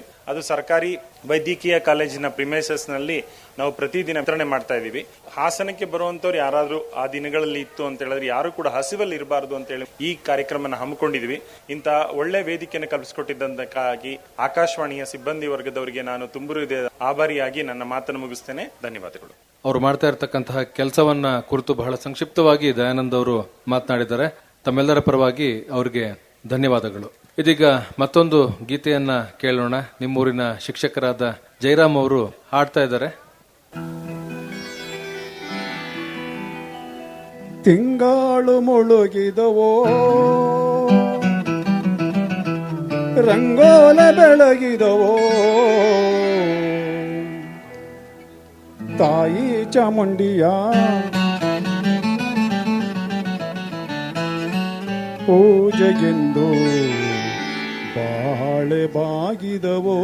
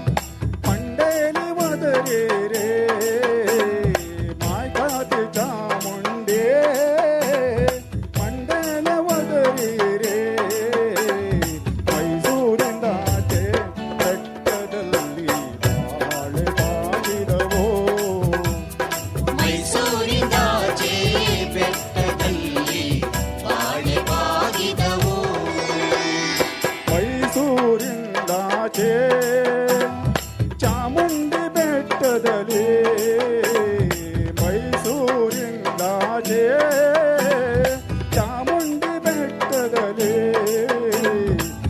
ಕಂಡು ಮಂಡೆ ಅಲ್ಲೇ ಒದರಿ ಶಿಕ್ಷಣ ಕುರಿತಂತೆ ಜಯದೇವಯ್ಯ ಅವರು ಮಾತನಾಡ್ತಾರೆ. ಬಾಗೇವಾಳ ಗ್ರಾಮ ಇತಿಹಾಸ ಪ್ರಸಿದ್ಧವಾಗಿರ್ತಕ್ಕಂಥ ಗ್ರಾಮ. ಈ ಗ್ರಾಮ ಸ್ವತಂತ್ರ ಹೋರಾಟಗಾರರ ಕೇಂದ್ರ. ಸ್ವತಂತ್ರ ಹೋರಾಟಗಾರರ ಕೇಂದ್ರ ಆಗಿರೋದ್ರ ಜೊತೆಗೆ ಮಹಾ ಮೇಧಾವಿಗಳ ದೂರಚಿಂತಕರ ನಾಡಾಗಿದ್ದಂತ ಈ ಗ್ರಾಮದಲ್ಲಿ ಕೃಷಿನೇ ಪ್ರಧಾನ ಉದ್ಯೋಗ. ರೈತರು ದಿನದ 24 ಗಂಟೆನಲ್ಲೂ ಜಮೀನಲ್ಲಿ ಇರ್ತಾ ಇದ್ರು. ಪಶುಗಳನ್ನ ಸಾಕೋದ್ರಲ್ಲಿ ತುಂಬಾ ಪ್ರಸಿದ್ಧಿಯಾಗಿತ್ತು ಮತ್ತು ತೋಟಗಾರಿಕೆನಲ್ಲಿ ಅತ್ಯಂತ ಪ್ರಸಿದ್ಧವಾಗಿರ್ತಕ್ಕಂಥ ಗ್ರಾಮ ಆಗಿತ್ತು. ಹಾಗೇನೆ ನಮ್ಮ ಗ್ರಾಮದಲ್ಲಿ ಸ್ವತಂತ್ರ ಹೋರಾಟಗಾರರು ದೂರದೃಷ್ಟಿ ಇದ್ದಂತ ಈ ಗ್ರಾಮದ ನಾಯಕರುಗಳು ಒಳ್ಳೆಯ ಶಿಕ್ಷಣ ಸಂಸ್ಥೆಗಳನ್ನ ಸ್ಥಾಪನೆ ಮಾಡಿದ್ರು. ಈ ಶಿಕ್ಷಣ ಸಂಸ್ಥೆಗಳಲ್ಲಿ ಕೆಲಸ ಮಾಡಿದಂತ ನಮ್ಮ ಗ್ರಾಮದ ಸೈಂಟ್ಲಿ ಟೀಚರ್ಸ್ ಇದ್ರು. ಅದರಲ್ಲಿ ಸೂರ್ಯನಾರಾಯಣ ರಾವ್, ಚನ್ನಬಸಪ್ಪನವರು, ಸ್ವಾಮಿಲಾಲ್ ರವರು, ಹಾಗೆ ನಮ್ಮ ಪ್ರೌಢಶಾಲೆಯ ಮುಖ್ಯ ಶಿಕ್ಷಕರಾಗಿದ್ದಂತ ಸುಬ್ಬೇಗೌಡರು, ರಾಮರಾವ್ ಅನ್ನೋರು ಮಿಡ್ಲ್ ಸ್ಕೂಲ್ ಮುಖ್ಯ ಶಿಕ್ಷಕರಿದ್ರಂತೆ. ಅವರು ಕೂಡ ತುಂಬಾ ಚೆನ್ನಾಗಿ ಕೆಲಸ ಮಾಡಿದ್ದಾರೆ. ನಮ್ಮೂರಿನ ಹೆಣ್ಮಕ್ಳು ವೇದಿಕೆ ಮೇಲೆ ಬಂದು ಕಾರ್ಯಕ್ರಮಗಳನ್ನ ಕೊಡ್ತಾರೆ ಅಂದ್ರೆ ನಮ್ಮ ಗ್ರಾಮದಲ್ಲಿರ್ತಕ್ಕಂಥ ಶಿಕ್ಷಣ ಸಂಸ್ಥೆಗಳು ಮತ್ತೆ ಇಲ್ಲಿ ಕೆಲಸ ಮಾಡಿದಂತ ಶಿಕ್ಷಕರುಗಳ ಅನನ್ಯವಾಗಿರ್ತಕ್ಕಂಥ ಸೇವೆ. ತುಂಬಾ ದೂರದಿಂದ ಎಲ್ಲ ನಡ್ಕೊಂಡು ಬರ್ತಕ್ಕಂಥ ವಿದ್ಯಾರ್ಥಿಗಳಿದ್ರು. ಗ್ರಾಮದಲ್ಲಿ ಓದಿ ವಿದ್ಯಾವಂತರಾಗಿರ್ತಕ್ಕಂಥ ಬಹುಪಾಲು ಎಲ್ಲರೂ ಉನ್ನತ ಹುದ್ದೆಗಳಲ್ಲಿ ಇರ್ತಕ್ಕಂಥವರು. ಈ ಸಂದರ್ಭದಲ್ಲಿ ಮಾತನಾಡೋದಕ್ಕೆ ಅವಕಾಶ ಮಾಡಿಕೊಟ್ಟಂತ ಕಾರ್ಯಕ್ರಮದ ಆಯೋಜಕರಿಗೆ ಮತ್ತು ತಮ್ಮೆಲ್ಲರಿಗೂ ಒಂದ್ಸಿ ನನ್ನ 2 ಮಾತುಗಳನ್ನ ಮುಗಿಸ್ತೀನಿ. ಜೈ ಭಾರತ್. ಬಾಗೇವಾಳು ಗ್ರಾಮದ ಬಗ್ಗೆ ಮತ್ತೆ ಇಲ್ಲಿನ ಶಿಕ್ಷಣ ವ್ಯವಸ್ಥೆಯ ಬಗ್ಗೆ ನಿವೃತ್ತ ಉಪನಿರ್ದೇಶಕರು ಜಯದೇವಯ್ಯ ಅವರು ಬಹಳ ಸೊಗಸಾಗಿ ಮಾತನಾಡಿದ್ರು. ಅವರಿಗೆ ತಮ್ಮೆಲ್ಲರ ಪರವಾಗಿ ಧನ್ಯವಾದಗಳು. ಶ್ರುತಿ ಮತ್ತು ನಂದಿನಿ ಅವರಿಂದ ಊರಿನ ವಿವಿಧ ವೃತ್ತಿ ಬಾಂಧವರ ಪರಿಚಯ. ಹಸಿರಾಗಲಿ ಕರ್ನಾಟಕ, ಉಸಿರಾಗಲಿ ಕನ್ನಡ, ತಾಯಿ ಕನ್ನಡಾಂಬೆಗೆ ಜಯವಾಗಲಿ. ಎದ್ದೇಳು, ಎದೆ ತಟ್ಟಿ ಏಳು, ನಾ ಭಾರತೀಯನೆಂದು. ಗರ್ವದಿಂದ ಹೇಳು, ನಾ ಕನ್ನಡಿಗನೆಂದು. 1000 ಭಾಷೆ ನಾಲಿಗೆಯಲ್ಲಿರಲಿ, ಕನ್ನಡ ಭಾಷೆ ಹೃದಯದಲ್ಲಿರಲಿ. ನಮ್ಮೂರಿನಲ್ಲಿ ಮುಖ್ಯವಾಗಿ ಎಲ್ಲಾ ಜಾತಿಯವರು ಸೇರಿ 220 ಮನೆಗಳಲ್ಲಿ ವಾಸವಾಗಿದ್ದು, ಇದರಲ್ಲಿ 10 ಜನ ಆರ್ಮಿಯಲ್ಲಿ ಸೇವೆ ಸಲ್ಲಿಸಿದ್ದಾರೆ. 5 ಜನ ನಿವೃತ್ತಿ ಹೊಂದು ಉಳಿದ 5 ಜನ ಈಗ ಕಾರ್ಯನಿರ್ವಹಿಸುತ್ತಿದ್ದಾರೆ. ಇವರಲ್ಲಿ ಕರಿಯಪ್ಪ ಸನ್ ಆಫ್ ನಿಂಗೇಗೌಡ ಇವರು ಸೇವೆ ಸಲ್ಲಿಸಿರುವಾಗಲೇ ಮರಣ ಹೊಂದಿ ಅವರನ್ನು ಸರ್ಕಾರಿ ಗೌರವಗಳೊಂದಿಗೆ ಅವರ ಮೃತದೇಹವನ್ನು ನಮ್ಮ ಗ್ರಾಮಕ್ಕೆ ತಂದು ಶವ ಸಂಸ್ಕಾರ ಮಾಡಲಾಯಿತು. ಪ್ರಪ್ರಥಮ ಬಾರಿಗೆ ಸೇವೆ ಸಲ್ಲಿಸಿ ದೊಡ್ಡೇಗೌಡರು ದಿವಂಗತರಾಗಿದ್ದು, ಶಿವೇಗೌಡರು ಕೂಡ ದಿವಂಗತರಾಗಿದ್ದಾರೆ. ಬಸವರಾಜುರವರು ನಿವೃತ್ತಿಯಾದ ನಂತರ ಕೃಷಿಯಲ್ಲಿ ತೊಡಗಿಕೊಂಡಿದ್ದಾರೆ. ನಂಜೇಶಿಗೌಡರವರು ನಿವೃತ್ತಿ ನಂತರ 25 ವರ್ಷಗಳಿಂದ ನಿಮ್ಹಾನ್ಸ್ ಬೆಂಗಳೂರಿನಲ್ಲಿ ಚೀಫ್ ಸೆಕ್ಯೂರಿಟಿ ಆಗಿ ದಕ್ಷತೆಯಿಂದ ಕಾರ್ಯನಿರ್ವಹಿಸುತ್ತಿದ್ದು, ಊರಿನ ಧಾರ್ಮಿಕ, ಸಾಂಸ್ಕೃತಿಕ ಮತ್ತು ಅಭಿವೃದ್ಧಿ ಕಾರ್ಯಗಳಿಗೆ ಕೈ ಜೋಡಿಸಿ ತಮ್ಮ ನವಭಾರತ ಶಾಲೆಯ ಅಧ್ಯಕ್ಷರಾಗಿಯೂ ಕೂಡ ಕಾರ್ಯನಿರ್ವಹಿಸುತ್ತಿದ್ದಾರೆ. Avinash son of Basavaraju, Revanna son of Doddegowda, Ravikumar son of Revanna, Jagadish son of ಶಂಕರೇಗೌಡರು ಇವರು ಭಾರತೀಯ ಸೇನೆಯಲ್ಲಿ ಸೇವೆಯನ್ನು ಸಲ್ಲಿಸುತ್ತಿದ್ದಾರೆ. ನಮ್ಮ ಊರಿನಲ್ಲಿ 5 ಜನ ಪೊಲೀಸ್ ಇಲಾಖೆಯಲ್ಲಿ ಸೇವೆ ಸಲ್ಲಿಸಿದವರಲ್ಲಿ ಮಂಜೇಗೌಡ ಸನ್ ಆಫ್ ರಂಗೇಗೌಡ ಇವರು ನಿವೃತ್ತಿ PSI, Kumaraswamy son of Nanjegowda Shanthamma PSI, Puneeth Kumar son of Nanjegowda Shanthamma ಮತ್ತು ಶಮಂತ್ ಸನ್ ಆಫ್ ಶಂಭುಲಿಂಗೇಶ್ವರ ಇವರುಗಳು ಕಾನ್ಸ್ಟೇಬಲ್ ಆಗಿ ನಮ್ಮ ಊರಿನ ಅಭಿವೃದ್ಧಿಗೆ ಸಹಕಾರ ಮಾಡುತ್ತಿದ್ದು, ಧನಲಕ್ಷ್ಮಿ BS ಡಾಟರ್ ಆಫ್ ಸ್ವಾಮಿ ಇವರು ವೈರ್ಲೆಸ್ ಆಫೀಸರ್ ಆಗಿ ಕಾರ್ಯನಿರ್ವಹಿಸುತ್ತಿದ್ದಾರೆ. ನಮ್ಮ ಊರಿನಲ್ಲಿ 35 ಜನ ಶಿಕ್ಷಣ ಇಲಾಖೆಯಲ್ಲಿ ಕಾರ್ಯನಿರ್ವಹಿಸುತ್ತಿದ್ದಾರೆ. ಅವರಲ್ಲಿ ದಿವಂಗತ ರಾಜಣ್ಣಗೌಡರವರು, ದಿವಂಗತ ಸುಬ್ಬೇಗೌಡರವರು ನವಭಾರತ ಸಂಸ್ಥೆಯಲ್ಲಿ ಕಾರ್ಯನಿರ್ವಹಿಸಿದ್ದಾರೆ. ರಾಮಸ್ವಾಮಿಯವರು ಕನ್ನಡ ಸಾಹಿತ್ಯ ಪರಿಷತ್ನಲ್ಲಿ ಕಾರ್ಯನಿರ್ವಹಿಸಿದ್ದಾರೆ. ಜಯದೇವ ಸನ್ ಆಫ್ ಚಿಕ್ಕಯ್ಯ ಇವರು DD ಆಗಿ ನಿವೃತ್ತಿ ಹೊಂದಿದ್ದಾರೆ. ಹನುಮಂತ ಸ್ವಾಮಿಯವರು PhD ಮುಗಿಸಿ ಶಿವಮೊಗ್ಗದಲ್ಲಿ ಕೃಷಿ ವಿಜ್ಞಾನ ಕೇಂದ್ರದಲ್ಲಿ ಪ್ರಾಂಶುಪಾಲರಾಗಿ ಕಾರ್ಯನಿರ್ವಹಿಸುತ್ತಿದ್ದಾರೆ. ಸಿದ್ದೇಗೌಡರು ಕಾಲೇಜಿನ ಪ್ರಾಂಶುಪಾಲರಾಗಿ ನಿವೃತ್ತಿ ಹೊಂದಿದ್ದಾರೆ. ನಮ್ಮ ಊರಿನಲ್ಲಿ KPCL ಮತ್ತು KEBನಲ್ಲಿ ಕಾರ್ಯನಿರ್ವಹಿಸುತ್ತಿದ್ದು, ಇವರಲ್ಲಿ Ramya BT daughter of Jayaram ಮತ್ತು Srilakshmi daughter of Basavaraju BB ಇವರುಗಳು KPCLನಲ್ಲಿ AE ಆಗಿ ಕಾರ್ಯನಿರ್ವಹಿಸುತ್ತಿದ್ದಾರೆ. ರಘು ಸನ್ ಆಫ್ ಕೆಂಪೇಗೌಡ ಇವರು ಕಾರ್ಯನಿರ್ವಹಿಸುತ್ತಿದ್ದಾರೆ ಮತ್ತು ಮಂಜುನಾಥ ಸನ್ ಆಫ್ ಚಂದ್ರೇಗೌಡ, ನೇತ್ರ ಡಾಟರ್ ಆಫ್ ಪಾಪಣ್ಣ ಇವರುಗಳು KEBನಲ್ಲಿ ಕಾರ್ಯನಿರ್ವಹಿಸುತ್ತಾರೆ. ವಿದೇಶದಲ್ಲಿ ಕಾರ್ಯನಿರ್ವಹಿಸುತ್ತಿರುವವರು ಗುರುದತ್ ಬಾಗಿವಾಡು ಸನ್ ಆಫ್ ರಾಜನ್ ಗೌಡ್ರು ಇವರು ಅಮೆರಿಕದಲ್ಲಿ ಸೇವೆ ಸಲ್ಲಿಸುತ್ತಿದ್ದಾರೆ ಮತ್ತು ಮಗ ಮೋಹನ್ ಕುಮಾರ್ ಬಾಗಿವಾಡು ಸನ್ ಆಫ್ ರಾಜನ್ ಗೌಡ್ರು ಅವರು KC ಜನರಲ್ ಹಾಸ್ಪಿಟಲ್ನಲ್ಲಿ ತನ್ನ ವೃತ್ತಿಯನ್ನು ಮುಂದುವರೆಸುತ್ತಿದ್ದಾರೆ. ಅನುಪಮಾ ಡಾಟರ್ ಆಫ್ ಅಶ್ವಥ್ ಕುಮಾರ್ ಇವರು ಇಂಜಿನಿಯರ್ ಆಗಿ ನಾರ್ವೆಯಲ್ಲಿ ಕರ್ತವ್ಯ ನಿರ್ವಹಿಸಿ ಈಗ ಬೆಂಗಳೂರಿನಲ್ಲಿ ಕಾರ್ಯನಿರ್ವಹಿಸುತ್ತಿದ್ದಾರೆ. ಅಮಿತ್ ಕುಮಾರ್ ಸನ್ ಆಫ್ ಅಶ್ವಥ್ ಕುಮಾರ್ ಇವರು ಜರ್ಮನಿಯಲ್ಲಿ ಕಾರ್ಯನಿರ್ವಹಿಸಿ ಈಗ ಬೆಂಗಳೂರಿನಲ್ಲಿ ಕಾರ್ಯನಿರ್ವಹಿಸುತ್ತಿದ್ದಾರೆ. ಚಿರಾಂತ್ ಸನ್ ಆಫ್ ರಾಮಸ್ವಾಮಿ ಇವರು ಇಂಜಿನಿಯರ್ ಆಗಿ USA ನಲ್ಲಿ ತಮ್ಮ ಕಾರ್ಯನಿರ್ವಹಿಸುತ್ತಿದ್ದಾರೆ.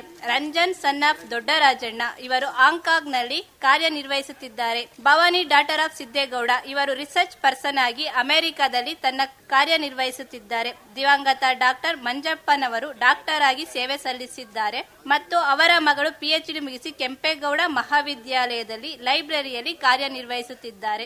ಈ ಬಾರಿ ನಡೆದ ಮಹಾಕುಂಭ ಮೇಳಕ್ಕೆ ನಮ್ಮ ಊರಿನ ಯುವಕರಾದ Sridhar BN, Yogesh BC, Mohan Kumar BS ಮತ್ತು ಉದಯ್ ಕುಮಾರ್ ಈ 4 ಬೈಕಿನಲ್ಲೇ 4000 ಕಿಲೋಮೀಟರ್ ದೂರ ಪಯಣ ಮಾಡಿದ್ದಾರೆ. ನಮ್ಮ ಊರಿನ ಅಂಗನವಾಡಿ ಕಾರ್ಯಕರ್ತರು ತಿಮ್ಮಮ್ಮ, ಲೀಲಾವತಿ, ಶಕುಂತಲಾ, ಸಹ ಕಾರ್ಯಕರ್ತರು ಆಶಾ ಕಾರ್ಯಕರ್ತರು ಲತಾ ಲೋಕೇಶ್ ಇವರುಗಳು ಸೇವೆ ಸಲ್ಲಿಸುತ್ತಿದ್ದಾರೆ. ದೇವರಾಜ್ BC ಅವರು ಸತತ 2 ಬಾರಿ ಗ್ರಾಮ ಪಂಚಾಯಿತಿ ಸದಸ್ಯರಾಗಿ ಮತ್ತು ನಮ್ಮ ಸೋಮೇಶ್ವರ ದೇವಸ್ಥಾನ ಜೀರ್ಣೋದ್ಧಾರ ದೇವಸ್ಥಾನವನ್ನು ಗ್ರಾಮಸ್ಥರ ಸಹಕಾರದೊಂದಿಗೆ ಪೂರ್ಣಗೊಳಿಸಿದ ಕೀರ್ತಿ ಅವರಿಗೆ ಸಲ್ಲುತ್ತದೆ.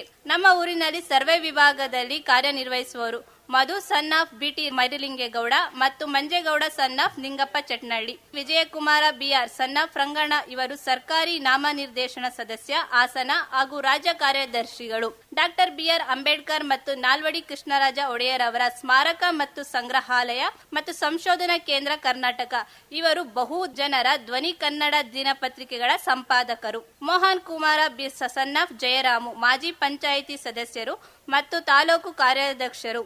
ಚಂದ್ರಗುಪ್ತ ಮೌರ್ಯ ದಲಿತ ಹೋರಾಟಗಾರರ ಒಕ್ಕೂಟ ಅರಸೀಕೆರೆ. ಶಶಿಕುಮಾರ್ BC ಚಂದ್ರಯ್ಯರ ಮಗ ಇವರು ಚಂದ್ರಗುಪ್ತ ಮೌರ್ಯ ದಲಿತ ಹೋರಾಟಗಾರರ ಒಕ್ಕೂಟ ಅರಸೀಕೆರೆ ಮತ್ತು ಗಡಸಿ ಹೋಬಳಿಯ ಅಧ್ಯಕ್ಷರು. ನಮ್ಮ ಊರಿನ ಗ್ರಾಮ ಪಂಚಾಯಿತಿಯಲ್ಲಿ ಸೇವೆ ಸಲ್ಲಿಸುತ್ತಿರುವವರು ಪವಿತ್ರ ಅನಿಲ್ ಕುಮಾರ್ ಹಾಲಿ ಗ್ರಾಮ ಪಂಚಾಯಿತಿ ಅಧ್ಯಕ್ಷರು, ದೇವರಾಜು ನಿವೃತ್ತ ಕಾರ್ಯದರ್ಶಿ, ಶಂಭುಲಿಂಗೇಗೌಡರು ವಾಟರ್ ಮ್ಯಾನ್, ರಾಮಾಚಾರು ಜವಾನರು. ನಮ್ಮ ಗ್ರಾಮದ ಅಭಿವೃದ್ಧಿಗೆ ಎಲ್ಲಾ ರೀತಿಯಲ್ಲಿ ಸಹಕಾರ ನೀಡುವಂತಹ 44 ಜನ ಸ್ವಯಂ ಉದ್ಯೋಗಿಗಳು ಇರುತ್ತಾರೆ. ನಮ್ಮ ಗ್ರಾಮದಲ್ಲಿ ಅತಿ ಹೆಚ್ಚು ಜನರು ಕೃಷಿ ಮತ್ತು ಹೈನುಗಾರಿಕೆಯನ್ನು ಅವಲಂಬಿಸಿರುತ್ತಾರೆ. ಸುಮಾರು 55 ಜನರು ಹಾಲಿ ಉತ್ಪಾದಕರು ಇರುತ್ತಾರೆ ಮತ್ತು ಪ್ರತಿಯೊಬ್ಬ ಮನೆಯವರು ಕೂಡ ಕೃಷಿಯನ್ನೇ ಅವಲಂಬಿಸಿರುತ್ತಾರೆ. ಇವರೆಲ್ಲರೂ ಕೂಡ ಗ್ರಾಮದ ಅಭಿವೃದ್ಧಿಗೆ ಪ್ರಮುಖ ಕಾರಣರಾಗಿರುತ್ತಾರೆ. ನಮ್ಮ ಊರಿನ ಗ್ರಾಮದ ದೇವತೆ ಉಡುಸಲಮ್ಮ ದೇವಿ ಅವರನ್ನು ಎಲ್ಲರೂ ಆರಾಧಿಸುತ್ತೇವೆ. ಈ ದೇವರಿಗೆ ನಮ್ಮೂರು ಮತ್ತು ಸುತ್ತಮುತ್ತಲಿನ ಎಲ್ಲಾ ಊರಿನವರು ಕೂಡ ಭಕ್ತರಿರುತ್ತಾರೆ. ಈ ದೇವಸ್ಥಾನದ ಅಭಿವೃದ್ಧಿ, ಜಾತ್ರೆ, ಇತರೆ ಧಾರ್ಮಿಕ ಕಾರ್ಯ ನಿರ್ವಹಿಸಲು ತನ್ನದೇ ಆದ ಕಾರ್ಯಮಂಡಳಿ ಇರುತ್ತದೆ. ಇದರಲ್ಲಿ ಕಾರ್ಯನಿರ್ವಹಿಸುವವರು ಗುಡಿಗೌಡ್ರು, ತೋಪೇಗೌಡ್ರು, ಟಿ ಮಂಜಪ್ಪನವರು, ಶಿವರಾಜು, ದಿನೇಶ್ ಇವರು ಪ್ರಸ್ತುತ ಕಾರ್ಯನಿರ್ವಹಿಸುತ್ತಿರುವ ಗುಡಿಗೌಡರು. ದಿನೇಶ್ ಅವರು ಕಳೆದ ವರ್ಷ ನಡೆದ ಮೂರ್ತಿ ಪ್ರತಿಷ್ಠಾಪನಾ ಕಾರ್ಯದಲ್ಲಿ 4 ದಿನ ಸುತ್ತಲ ಗ್ರಾಮ ಮತ್ತು ಊರಿನ ಎಲ್ಲಾ ಗ್ರಾಮದ ಜನರುಗಳಿಗೆ ಅನ್ನದಾನವನ್ನು ಮಾಡಿರುತ್ತಾರೆ ಮತ್ತು ಬಿಟಿ ರಂಗಸ್ವಾಮಿ ಶಿವೇಗೌಡ ಗುಡಿಗೌಡರಾಗಿ ಮತ್ತು ಬಿಇ ಜಗದೀಶ್ ಕಾರ್ಯದರ್ಶಿ, ಬಿಬಿ ರಘು ಅವರು ಖಜಾನ್ಸಿಯಾಗಿ ಕಾರ್ಯನಿರ್ವಹಿಸುತ್ತಿದ್ದಾರೆ. ಹಾಗೂ ಚೈತನ್ಯ ಗೆಳೆಯರ ಬಳಗದ ಎಲ್ಲಾ ಸದಸ್ಯರು ದೇವಸ್ಥಾನದ ಅಭಿವೃದ್ಧಿಗಾಗಿ ತುಂಬಾ ಶ್ರಮಿಸುತ್ತಿದ್ದಾರೆ. ಇದನ್ನು ಹೇಳಲು ಅವಕಾಶ ಮಾಡಿಕೊಟ್ಟಂತಹ ನಿಮಗೆ ನಮ್ಮ ಧನ್ಯವಾದಗಳನ್ನು ತಿಳಿಸುತ್ತೇವೆ. ಇದುವರೆಗೆ ಶ್ರುತಿ ಮತ್ತು ನಂದಿನಿ ಅವರಿಂದ ಊರಿನ ವಿವಿಧ ವೃತ್ತಿ ಬಾಂಧವರ ಪರಿಚಯವನ್ನ ಆಲಿಸಿದಿರಿ. ತೆಂಗಿನ ಎಣ್ಣೆ ಯಾಕೆ ಬಳಸಬೇಕು, ಅದರ ವಿಶೇಷ ಏನು ಅಂತ ಹೇಳಿ AR ಚೇತನ್ ಕುಮಾರ್ ಅವರು ತಿಳಿಸ್ಕೊಡ್ತಾರೆ. ಮನುಷ್ಯನ ಆರೋಗ್ಯ ಅನ್ನುವಂಥದ್ದು ಏನಾರು ಅಲ್ಪ ಸ್ವಲ್ಪ ಉಳಿದಿದ್ದಿರೋದು ಹಳ್ಳಿಗಳಲ್ಲಿ ಮಾತ್ರ. ಹಳ್ಳಿಗಳಲ್ಲೇ ಸಿಗುವಂತಹ ಅನೇಕ ಉತ್ಪನ್ನಗಳಲ್ಲಿ ನಾವು ಬಳಸುವಂತಹ ತೆಂಗಿನ ಎಣ್ಣೆ ಬಹಳ ಶ್ರೇಷ್ಠ ಅನ್ನುವಂಥದ್ದು ನಮ್ಮ ಬಹಳಷ್ಟು ಜನಗಳಿಗೆ ಗೊತ್ತಿಲ್ಲ. ಇವತ್ತು ನಾವು ಬಳಸುವಂತಹ ಪ್ರತಿಯೊಂದು ಪದಾರ್ಥಗಳು ಸಹ ನಮ್ಮ ಆರೋಗ್ಯವನ್ನ ತುಂಬಾ ಚೆನ್ನಾಗಿಡುವಂತಹ ಪದಾರ್ಥಗಳನ್ನೇ ನಾವು ಬಳಸ್ತಾ ಇದ್ದೇವೆ. ಆದ್ರೆ ಅದಕ್ಕೆ ಬಳಸುವಂತಹ ಅಡಿಗೆ ಎಣ್ಣೆ ಇನ್ನೂ ಚೆನ್ನಾಗಿದ್ರೆ ನಮ್ಮ ಆರೋಗ್ಯವನ್ನ ತುಂಬಾ ಚೆನ್ನಾಗಿಟ್ಕೋಬಹುದು. ಅದರಲ್ಲಿ ತೆಂಗಿನ ಎಣ್ಣೆ ಅನ್ನುವಂಥದ್ದು ನಮ್ಮ ಆರೋಗ್ಯವನ್ನ ತುಂಬಾ ಚೆನ್ನಾಗಿಡುತ್ತೆ ಅನ್ನುವಂಥದ್ದು. ತೆಂಗಿನ ಎಣ್ಣೆಯನ್ನ ಯಾರು ಬಳಕೆ ಮಾಡ್ತಾರೋ ಅವರಲ್ಲಿ ಆರೋಗ್ಯದ ಸಮಸ್ಯೆಗಳು ಅಷ್ಟಾಗಿ ಇರೋದಿಲ್ಲ ಅನ್ನುವಂಥದ್ದು. ಯಾರು ತೆಂಗಿನ ಎಣ್ಣೆಯನ್ನ ಹೆಚ್ಚು ಬಳಕೆ ಮಾಡ್ತಾರೋ ಅವರ ಮನೆಗಳಲ್ಲಿ ಯಾವುದೇ ಕಾರಣಕ್ಕೂ ಹೃದಯದ ಸಂಬಂಧಿ ಕಾಯಿಲೆಗಳಿರೋದಿಲ್ಲ, ಅವರಿಗೆ ಕಣ್ಣಿನ ಸಮಸ್ಯೆಗಳಿರೋದಿಲ್ಲ, ಚರ್ಮ ಕಾಯಿಲೆಗಳಿರೋದಿಲ್ಲ, ಯಾವುದೇ ಲಿವರ್ ಸಮಸ್ಯೆಗಳು ಬರೋದಿಲ್ಲ ಅನ್ನುವಂಥದ್ದು ಇವತ್ತು ವೈಜ್ಞಾನಿಕವಾಗಿ ಸತ್ಯವಾದಂತ ಮಾತು. ತೆಂಗಿನಕಾಯಿಯನ್ನ ಬಳಕೆ ಮಾಡೋದನ್ನ ಬಹಳ ಕಡಿಮೆ ಮಾಡಿದೀವಿ. ಎಷ್ಟೋ ಜನ ತೆಂಗಿನಕಾಯಿಯನ್ನ ತಿಂದ್ರೆ ಅಥವಾ ತೆಂಗಿನ ಎಣ್ಣೆಯನ್ನ ಬಳಕೆ ಮಾಡಿದ್ರೆ ಎಲ್ಲ ಒಂದು ಕಡೆ ಕೊಲೆಸ್ಟ್ರಾಲ್ ಬರುತ್ತೆ ಅನ್ನುವಂತ ತಪ್ಪು ತಿಳುವಳಿಕೆ ಇದೆ. ತೆಂಗಿನಕಾಯಿಯನ್ನ ಕಲ್ಪವೃಕ್ಷ ಅಂತ ಕರೆದಿದ್ದಾರೆ ಅಂತಂದ್ರೆ ಅದು ಬದುಕುವಂತ ಆಯಸ್ ಇದೆಯಲ್ಲ 100-150 ವರ್ಷಗಳ ಕಾಲ, ಅಂತಹ ತೆಂಗಿನಕಾಯಿಯನ್ನ ಅಥವಾ ತೆಂಗಿನ ಎಣ್ಣೆಯನ್ನ ನಾವು ಬಳಕೆ ಮಾಡಿಕೊಂಡ್ರೆ ನಮ್ಮ ಆರೋಗ್ಯನು ಬಹಳ ಚೆನ್ನಾಗಿರುತ್ತೆ. ತೆಂಗಿನ ಎಣ್ಣೆಯನ್ನ ಬಹಳ ಜನಕ್ಕೆ ಬಳಕೆ ಮಾಡೋದಕ್ಕೆ ಹೇಳಿದ ಮೇಲೆ ಅವರಲ್ಲಿದ್ದಂತಹ ಸಕ್ಕರೆ ಕಾಯಿಲೆ, ಅವರಲ್ಲಿದ್ದಂತಹ ಹೃದಯ ಸಂಬಂಧಿ ಕಾಯಿಲೆ, ಅವರಲ್ಲಿದ್ದಂತಹ ಅನೇಕ ರಕ್ತದೊತ್ತಡ ಕಾಯಿಲೆಗಳು, ಚರ್ಮ ಕಾಯಿಲೆಗಳು, ಅಸ್ತಮ ತೊಂದರೆ, ಆರ್ಥರೈಟಿಸ್, ಕೀಲು ನೋವುಗಳು ಇವೆಲ್ಲವೂ ಕಡಿಮೆ ಆಗಿದ್ದಾವೆ. ತಾವೆಲ್ಲ ದಯಮಾಡಿ ತೆಂಗಿನಕಾಯಿಯ ಬಳಕೆಯನ್ನ ಹೆಚ್ಚು ಬಳಸಿ ಮಕ್ಕಳುಗಳಿಗೂ ಸಹ ತೆಂಗಿನಕಾಯಿಯನ್ನ ತಿನ್ನೋದಿಕ್ಕೆ ಮತ್ತು ತೆಂಗಿನ ಎಣ್ಣೆಯನ್ನ ಕುಡಿಯೋದಿಕ್ಕೆ ಕೊಟ್ಟಾಗ ಮಕ್ಕಳುಗಳ ನೆನಪಿನ ಶಕ್ತಿ, ಮಕ್ಕಳುಗಳ ರೋಗ ನಿರೋಧಕ ಶಕ್ತಿ ತುಂಬಾ ದುಪ್ಪಟ್ಟಾಗುತ್ತೆ. ಇದನ್ನ ನಾವು ಅರ್ಥ ಮಾಡ್ಕೋಬೇಕು. ನನ್ನ ಮಾತುಗಳಿಗೆ ವಿರಾಮವನ್ನು ಹಾಕ್ತಾ ಇದ್ದೀನಿ. ನಮಸ್ಕಾರ. ಸಂಕ್ಷಿಪ್ತವಾಗಿ ಮಾತನಾಡಿದಂತಹ AR ಚೇತನ್ ಕುಮಾರ್ ಅವರಿಗೆ ಧನ್ಯವಾದಗಳು. ಯುವ ರೈತ ವೇಣುಗೋಪಾಲ್ ಅವರು ಮಾತನಾಡಿದರು. ನಮ್ಮೂರಲ್ಲಿ ಹಿಂದೆ ಹಿರಿಯ ಜೀವಿಗಳು ಎಷ್ಟು ಬುದ್ಧಿಶಾಲಿಗಳು ಇದ್ರು ಅಂದ್ರೆ 200 ವರ್ಷದ ಹಿಂದೆನೆ ತೆಂಗು ನಾಟಿ ಮಾಡಿದ್ರು ನಮ್ಮೂರಲ್ಲಿ. ನಮ್ಮೂರಿನ ತೆಂಗನ್ನು ನೋಡಿ ಬೇರೆ ಊರ ಪಕ್ಕದ ಗ್ರಾಮದವರು ತೆಂಗು ಅಭಿವೃದ್ಧಿ ಮಾಡಕ್ ಸ್ಟಾರ್ಟ್ ಮಾಡಿದ್ದು. ಈಗಲೂ ಕೂಡ ನಮ್ಮೂರಲ್ಲಿ 200 ವರ್ಷದ ತೆಂಗಿನ ಮರಗಳು ಇದಾವೆ. ಹಿಂದೆ ಇದ್ದಂತ ಹಿರಿಯ ಜೀವಿಗಳು ಎಷ್ಟೊಂದು ಬುದ್ಧಿಶಾಲಿ ಇದ್ರು ಅನ್ನೋದಕ್ಕೆ ಇದೊಂದು ಸಾಕ್ಷಿ. ಈಗಲರೂ ಮಾಡ್ತಾರೆ, ಏನೋ ಪುಸ್ತಕದಲ್ಲಿ ಓದಿ ಬಂದು ಮಾಡಿರೋದಕ್ಕಿಂತ ಅನುಭವದಲ್ಲಿ ಅರ್ಥ ಮಾಡೋದು ಎಷ್ಟು ಮುಖ್ಯ ಅನ್ನೋದಕ್ಕೆ ಅದೊಂದು ಉದಾಹರಣೆ ಸಾಕು. ಮೊದಲೆಲ್ಲ ರಾಗಿ ಜೋಳ ಬೆಳೀತಿದ್ರು, ಈಗ ವಾಣಿಜ್ಯ ಬೆಳೆಗಳನ್ನ ಜಾಸ್ತಿ ಬೆಳೆಯಕ್ಕೆ ಸ್ಟಾರ್ಟ್ ಮಾಡಿದ್ದಾರೆ. ಯಾಕೆಂದ್ರೆ ಈಗಿನ ಪರಿಸ್ಥಿತಿ ಅನುಗುಣವಾಗಿ ಬೆಳ್ಕೊಂಡು ಹೋಗ್ಬೇಕಾಯ್ತು. ಈಗ ದುಡ್ಡಿನ ಅವಶ್ಯಕತೆ ತುಂಬಾ ಇರುತ್ತೆ, ಬೇರೆ ನೋಡಿ ಜೀವನ ಮಾಡೋಕ್ಕೋಸ್ಕರ ದುಡ್ಡು ಸಾಲ್ತಾ ಇಲ್ಲ. ಹಂಗಾಗಿ ಈಗ ವಾಣಿಜ್ಯ ಬೆಳೆಗಳನ್ನ ಜಾಸ್ತಿ ಬೆಳಿತಾವ್ರೆ. ಶುಂಠಿ ಆಗ್ಬೋದು, ಟೊಮೊಟೊ ಆಗ್ಬೋದು, ಅರಿಶಿನ, ಕಬ್ಬು, ಬಾಳೆ. ವೈಜ್ಞಾನಿಕವಾಗಿ ಏನೇನು ಉಪಯೋಗಿಸಬಹುದು ಅದನ್ನ ಉಪಯೋಗಿಸಿಕೊಂಡು ಬೆಳೆದ್ರೆ ಇನ್ನೂ ಹೆಚ್ಚಿನ ಇಳುವರಿ ಪಡ್ಕೋಬಹುದು ಅಂತ ಹೇಳಕ್ ಬಯಸ್ತೀನಿ. ಹಾಗೆ ಇನ್ನೊಂದೇನು ಅಂದ್ರೆ ಸ್ಕೂಲ್ ಕಾಲೇಜ್ಗಳಲ್ಲಿ ಅನ್ನ ಹೆಂಗ್ ಬೆಳಕಂತ ತಿನ್ಬೇಕು ಅನ್ನೋದೊಂದು ಚೂರು ಮಾರ್ಗದರ್ಶನ ಕೊಡ್ಬೇಕು. ಈಗಿನ ಮಕ್ಳುಗಳಿಗೆ ಅನ್ನ ಯಾಕೆ ಬೆಳಿತಾರೆ, ರಾಗಿ ಯಾಕೆ ಬೆಳಿತಾರೆ ಅನ್ನೋದೇ ಗೊತ್ತಿರಲ್ಲ. ಯಾವುದೇ ಫ್ಯಾಕ್ಟ್ರಿಲಿ ಅಲ್ಲಿ ಯಾವುದೇ ಕಂಪ್ನಿಗಳಲ್ಲಿ ಅನ್ನ ಬೆಳೆಯಕ್ ಆಗಲ್ಲ. ಯಾಕಂದ್ರೆ ರೈತರೇ ಬೆಳೆದ್ ಕೊಡ್ಬೇಕು ಅನ್ನನ. ರೈತರಿಗೆ ಬೆಲೆ ಸಿಗೋ ತನಕ ಅನ್ನದ ಬೆಲೆ ಗೊತ್ತಾಗಲ್ಲ. ಆ ಮಟ್ಟ ಕಾಯ್ದೆ ಇವತ್ತು ರೈತರ ಪರಿಸ್ಥಿತಿ. ಹೆಚ್ಚಿನ ಯುವಕರು ರೈತರಾಗಬೇಕು ಅಂತ ಬಯಸ್ತಾ ಇದ್ದೀನಿ. ಧನ್ಯವಾದಗಳು. ಕೃಷಿಯನ್ನ ಕುರಿತು ಮಾತನಾಡಿದಂತಹ ವೇಣುಗೋಪಾಲ್ ಅವರಿಗೆ ಧನ್ಯವಾದಗಳು. ರಂಗಭೂಮಿ ಕಲಾವಿದರಾದ ಮಹಾಲಿಂಗೇಗೌಡ ಅವರ ರಂಗಗೀತೆ ಇದು. ತರುಣಿ ಧರ್ಮ ಜನಾಗ್ತೆಯ ಗಿರಿಯಂ ಧೋಂಟಿದನು ಮಿಕ್ಕ ಸಹೋದರ ಮಾತೆ ಎದುರೋಗಲಿ ಬುರಹರತ ಬರಲಿ, ಎದುರೋಗಲಿ ಬುರಹರತ ಬರಲಿ, ಗಣಿಪನಲ್ಲಿ ನುಡಿದ ಫಲಮಕುಟ. ಏನು ನುಡಿವೆ ಈ ನವ ಪಡೋ ಪಡೋ ಘೋಷಿಸುತ್ತಲೇ ನೀಚರೊಂದಿಗೆ ಸೇರಿದೋರುವೆ ವರುಷವನ್ನು ಈ ಪ್ರಾರ್ಥನೆ ಸಮರ್ಥನು ದುರದಳುತ್ತರುವನು ಖರದೊಳಗೆ ಛೇ ಬಡದ ಪರಮದಯಾಕರ ಮೃಗಧರ ಹರ ಗಂಗಾಧರ ಸುರ ನೀಲಭೂಷಣ ತ್ಯಾಗರಾಜ ಹೃದಯ ನಿವಾಸ ಸುರಬೃಂದ ಕಿರೀಟಿಯ ವಿಶ್ವೇಶ್ವರ ವಿಶ್ವರೂಪವ ದಯಪಾಲಿ. ಈಗ ಅಯ್ಯಣ್ಣ ಅವರು ಒಂದು ಹಾಡು ಹೇಳ್ತಾರೆ. ಹರ ಸಿದ್ದರಾಮಯ್ಯ ಗುರು ಸಿದ್ದರಾಮಯ್ಯ ಶಿವ ಸಿದ್ದರಾಮಯ್ಯ ಬಾರಯ್ಯ ದರೆಯೋಳು ಚುಂಚನಗಿರಿ ಮಡದಾಳೋ ನೆಲೆಸಿರುವ ದರೆಯೋಳು ಚುಂಚನಗಿರಿ ಮಡದಾಳೋ ನೆಲೆಸಿರುವ ಶರಣಾರಾಮಕೂಟವೇ ಬಾರಯ್ಯ ವರವನ್ನೇ ಕೊಡುವಂತ ನಿರ್ಮಾನಂದ ಸ್ವಾಮಿಯರು ದರೆಯೋಳು ಬಾಗಿಲಿಗೆ ಬಂದಿದ್ದರು. ಚಿಕ್ಕಣ್ಣ ಚಿಕ್ಕಯ್ಯರಿಗೆ ವಂದನೆ ಅಭಿವಂದನೆ. ಹಾಸನದ ಜಿಲ್ಲೆ ಚಂದ, ಆಲೂರ ಕಾಫಿ ಚಂದ. ಹಾಸನದ ಜಿಲ್ಲೆ ಚಂದ, ಹಾಸನದ ಕಾಫಿ ಚಂದ. ಗಣಸೀಯ ಊರು ಚಂದ, ಗಣಸೀಯ ಸಂತೆ ಚಂದ. ಗಣಸೀಯ ಊರು ಚಂದ, ಗಣಸೀಯ ಸಂತೆ ಚಂದ. ಗಣಸೀಯ ಸಂತೆಲಿರುವ ಓರಿ ಬೋಲು ಚಂದವೋ, ಹಸು ಬೋಲು ಅಂದವೋ. ಬಾಗವಾಳ ಊರು ಚಂದ, ಉಡ್ಸ್ಲಾಮು ದೇವರು ಚಂದ. ಬಾಗಾಳ ಊರು ಚಂದ, ಉಡ್ಸ್ಲಾಮನ್ ಜಾತ್ರೆ ಚಂದ. ಬಾಗಾಳ ಊರು ಚಂದ, ಚಿಕ್ಕಮ್ಮನ ಬಾಣ ಚಂದ. ಬಾಗಾಳಲ್ಲಿರುವಂತ ಜನವು ಚಂದ ಚಂದವೋ. ಬಾಗವಾಳ ಊರು ಚಂದ, ಬಾಗವಾಳ ಸ್ಕೂಲು ಚಂದ. ಬಾಗವಾಳ ಸ್ಕೂಲಲ್ಲಿರುವ ಮೇಷ್ಟ್ರು ಬಲು ಅಂದವೋ, ಹುಡುಗರು ಬಲು ಚಂದವೋ. ಬಾಗವಾಳ ಊರು ಚಂದ, ಬಾಗವಾಳ ಆಸ್ಪತ್ರೆ ಚಂದ. ಬಾಗವಾಳ ಊರು ಚಂದ, ಬಾಗವಾಳ ಆಸ್ಪತ್ರೆ ಚಂದ. ಆಸ್ಪತ್ರೆಯಲ್ಲಿರುವಂತ ಡಾಕ್ಟ್ರು ಬಲು ಚಂದವೋ, ಅವರು ನೋಡೋಕಂದವೋ. ಬಾಗವಾಳ ಊರು ಒಂದ, ಪಂಚಾಯತಿ ಆಫೀಸ್ ಚಂದ. ಬಾಗವಾಳ ಊರು ಚಂದ, ಪಂಚಾಯತಿ ಆಫೀಸ್ ಚಂದ. ಪಂಚಾಯತಿ ಆಫೀಸ್ಲಿರುವ ಜನವು ಬೋಲು ಚಂದವೋ, ಅವರು ಕೆಲಸ ಬೋಲು ಅಂದವೋ. ಆದಲ್ಲಿ ಊರು ಚಂದ, ಗ್ಯಾರಂಟಿ ರಾಮನ್ ಚಂದ. ಗ್ಯಾರಂಟಿ ರಾಮನಾಡೋ ಆಡುಬೋಲು ಚಂದವೋ, ಆಡುಬೋಲು ಅಂದವೋ. ಬಾಗಾಳ ಊರು ಚಂದ, ಬಾಗವಾಳ ಡೇರಿ ಚಂದ. ಬಾಗವಾಳ ಊರು ಚಂದ, ಬಾಗವಾಳ ಡೇರಿ ಚಂದ. ಬಾಗವಾಳೆ ತರುವಂತ ಹಾಲು ಬಂದ ಚಂದವೋ. ಬಾಗವಾಳ ಊರು ಬಂದ, ಬಾಗವಾಳ ಪೋಸ್ಟ್ ಆಫೀಸ್ ಚಂದ.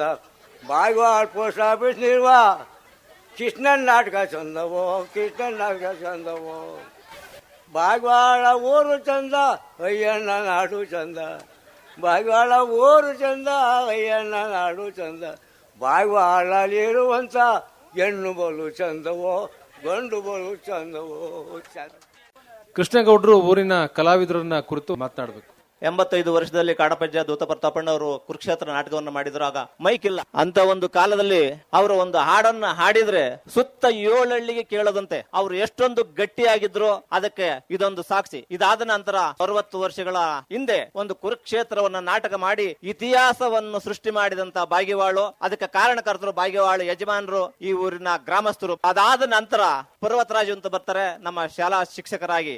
ಅವರು ಸಾಮಾಜಿಕ ನಾಟಕವನ್ನು ಗ್ರಾಮೀಣ ಭಾಗದಲ್ಲಿ ತರ್ತಾರೆ. ಸುಬ್ಬೇಗೌಡರು, ಸುವರ್ಣೇಂದ್ರವರು, ಪುಟ್ಟಯ್ಯನವರು, ಸ್ವಾಮಿಲಾಲು, ಪರ್ವತರಾಜು ಸೇರಿ HM ನಾಯಕ ಮತ್ತು ದೇವದಾಸಿ ನಾಟಕವನ್ನು ಮಾಡಿ ದಾಖಲೆಯನ್ನ ಸೃಷ್ಟಿಸ್ತಾರೆ. ಪರ್ವತರಾಜ ರೋಡಲ್ಲಿ ಈ ಗ್ರಾಮದ ಯುವಕರು ಓರಪ ರಂಗಸಮಣ್ಣ, ಬಳ್ಳೇಜರ್ ನಂಜಮಣ್ಣ, ಬಿಳಿಯಪ್ಪರ್ ಶಿವನಂಜಪ್ಪ, ಚಟ್ನಳ್ಳಿ ಮಿಲಿಟರಿ ಶಿವಣ್ಣ ಇವರೆಲ್ಲ ಸೇರಿಕೊಂಡು ಸಾಮಾಜಿಕ ನಾಟಕಗಳನ್ನ ಆಡ್ತಾ ಬಂದಿದ್ದಾರೆ. ಅದಾದ ನಂತರ 1986-87ರಲ್ಲಿ ಇನ್ನೊಂದು ತಂಡ ಅಶ್ವಥ್ ಕುಮಾರ್, ಬವಳಿ ಸ್ವಾಮಿ, ದೇವಳಪರ ರಂಗಸ್ವಾಮಿ, ಪೂಜಾರಿ ಮಂಜಣ್ಣ, ನಂಜಪೇರ ಸತೀಶ್ ಇವರು ಸೇರಿ 3 ವರ್ಷಗಳ ಕಾಲ ಸಾಮಾಜಿಕ ನಾಟಕಗಳನ್ನ ಮಾಡ್ತಾ ಬಂದ್ರು. ಇದಾದ ನಂತರ 88-89ನೇ ಇಸ್ವಿನಲ್ಲಿ ಇನ್ನೊಂದು ತಂಡ ಹುಟ್ಟಿಕೊಂಡ. ಆ ತಂಡದಲ್ಲಿ ನಾನು, ಸಣ್ಣಮರಿಯಣ್ಣ, ಐನಾರ್ ಸತೀಶ್, ದೇವಾನಂದ, ಬಿಲ್ ಕಲೆಕ್ಟರ್, ಪೋರ್ಟ್ ಶಿವಲಿಂಗಣ್ಣ, ಮೇಷ್ಟ್ರು ದೇವರಾಜು, ಹೊರಪ ರಂಗಸಮಣ್ಣ, ಡೈರಿ ರಾಜಣ್ಣ, ಇನ್ನು ಸಾಕಷ್ಟು ಜನ ಕಲೆಯನ್ನ ಉಳಿಸಿ ಬಂದಿದ್ದಾರೆ. ಅದ್ರ ಜೊತೆಗೆ ಹಿಂದೆ 2 ಕೋಲಾಟ ನಾಟಕಗಳನ್ನ 3 ತಿಂಗಳ ಕಾಲ ಪ್ರಾಕ್ಟೀಸ್ ಮಾಡಿ ಮಾಡಿ ಮೆರೆದಂತ ಊರು. ಇಲ್ಲಿವರೆಗೂ ಕಲೆಯನ್ನ ಉಳಿಸಿ ಬಂದಿದೀವಿ. ಈ ವೇದಿಕೆ ಮುಖ ಏನ್ ಹೇಳ್ತೀನಿ ಅಂತಂದ್ರೆ, ಈ ಊರಿನ ಯುವಕರಿಗೆ ಕಲೆಯನ್ನ ಮುಂದೆ ಇದೇ ರೀತಿ ಉಳಿಸಿ ಹೋಗ್ಬೇಕು ಅಂತ ಹೇಳ್ತಾ ನನ್ನ 2 ಮಾತನ್ನು ಮುಗಿಸ್ತೇನೆ. ಕೃಷ್ಣೇಗೌಡರು ಈ ಊರಿನ ವಿಶೇಷ ಕಲಾವಿದರ ಬಗ್ಗೆ ಉಲ್ಲೇಖ ಮಾಡಿದ್ರು. ಅವರಿಗೆ ಹೃತ್ಪೂರ್ವಕವಾದ ಧನ್ಯವಾದಗಳು. ಗ್ರಾಮದಲ್ಲಿ KSRTC ಉದ್ಯೋಗಿಗಳು ಜಾಸ್ತಿ ಇದ್ದಾರೆ ಗೊತ್ತಾಯ್ತು. ಈ ಹಿನ್ನೆಲೆಯಲ್ಲಿ ಅದನ್ನ ಕುರಿತು ಶ್ರುತಿಯವರು ಮಾತನಾಡ್ತಾರೆ. ನಮ್ಮ ಊರಿನಲ್ಲಿ 22 ಜನ ಕೆಎಸ್ಆರ್ಟಿಸಿಯಲ್ಲಿ ಕಾರ್ಯನಿರ್ವಹಿಸುತ್ತಿದ್ದು, ಅದರಲ್ಲಿ ದಿವಂಗತ ಬಸವಣ್ಣನವರು ಸಂಚಾರಿ ನಿಯಂತ್ರಕರಾಗಿ ಕಾರ್ಯನಿರ್ವಹಿಸಿದ್ದಾರೆ. ದಿವಂಗತ ಜಯರಾಮ್ ಸಂಚಾರಿ ನಿಯಂತ್ರಕರಾಗಿ ಕಾರ್ಯನಿರ್ವಹಿಸಿದ್ದಾರೆ. ದಿವಂಗತ ಸಿದ್ದೇಗೌಡರು ಇವರಿಗೆ ಬೆಳ್ಳಿ ಪದಕ ದೊರೆತಿದೆ. ದೊರೆಸ್ವಾಮಿ BH ಇವರಿಗೂ ಕೂಡ ಬೆಳ್ಳಿ ಪದಕ ದೊರೆತಿದೆ. ಕೃಷ್ಣೇಗೌಡರು ಇವರಿಗೂ ಸಹ ಚಿನ್ನದ ಪದಕ ದೊರೆತಿದ್ದು, ನಮ್ಮ ಊರಿನ ಹಿರಿಯರಾದ ದಿವಂಗತ ಪಟೇಲ್ ರಾಮೇಗೌಡರು, ದಿವಂಗತ ಕಿಟ್ಟಣ್ಣನವರು, BC ಬೋರೇಗೌಡರು, ತಮ್ಮಯ್ಯಣ್ಣ, ಹೋರಪ್ಪ ರಂಗಸ್ವಾಮಿ ಅವರು, ಶಿವಲಿಂಗಣ್ಣ ಇವರುಗಳ ನೇತೃತ್ವದಲ್ಲಿ ನಮ್ಮೂರಿನ ಗೋಮಾಳವಾಗಿದ್ದ ಬಾರೆ ಜಮೀನನ್ನು ಊರಿನ ಎಲ್ಲರಿಗೂ ಸಮಾನಾಗಿ ಹಂಚಿ ಇವತ್ತಿನ ರೈತರ ಉತ್ತಮ ಸ್ಥಿತಿಗೆ ಕಾರಣರಾಗಿದ್ದಾರೆ.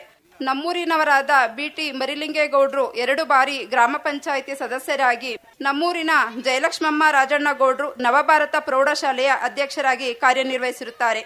ಇವರ ಜೊತೆಗೆ ಕಾರ್ಯದರ್ಶಿಗಳಾಗಿ ಬೊಮ್ಮೇಗೌಡರು, Basavaraju B, Jayaram BN, Rangaswamy BN, Manjappa T, Shivaswamy ಹಾಲ್ದಳ್ಳಿ, ಮಂಜೇಗೌಡರು, ತಮ್ಮಯ್ಯ BC, ಮರಿಹುಚ್ಚೇಗೌಡರು ಕೊಂಡೇನಾಡು, ದೇವರಾಜಗೌಡರು ಹಾಲ್ದಳ್ಳಿ ಇವರು ಕಾರ್ಯನಿರ್ವಹಿಸುತ್ತಿದ್ದಾರೆ. ಮತ್ತು ಖಜಾನ್ಸಿಯಾಗಿ ನಂಜೇಗೌಡರು, ಲಕ್ಕೇಗೌಡರು, ಬಸವರಾಜು, ರಂಗೇಗೌಡರು, ನಂಜೇಶಿಗೌಡರು ಹಾಲ್ದಳ್ಳಿ ಇವರು ಕಾರ್ಯನಿರ್ವಹಿಸುತ್ತಿದ್ದಾರೆ. ಧನ್ಯವಾದಗಳು. ಧನ್ಯವಾದಗಳು ಶ್ರುತಿ ಅವರಿಗೆ. ಹೋರಿ ಮಂಗಳಾಪುರದ ನಾಗರಾಜ್ ಅವರ ಮಾತುಗಳಿವು.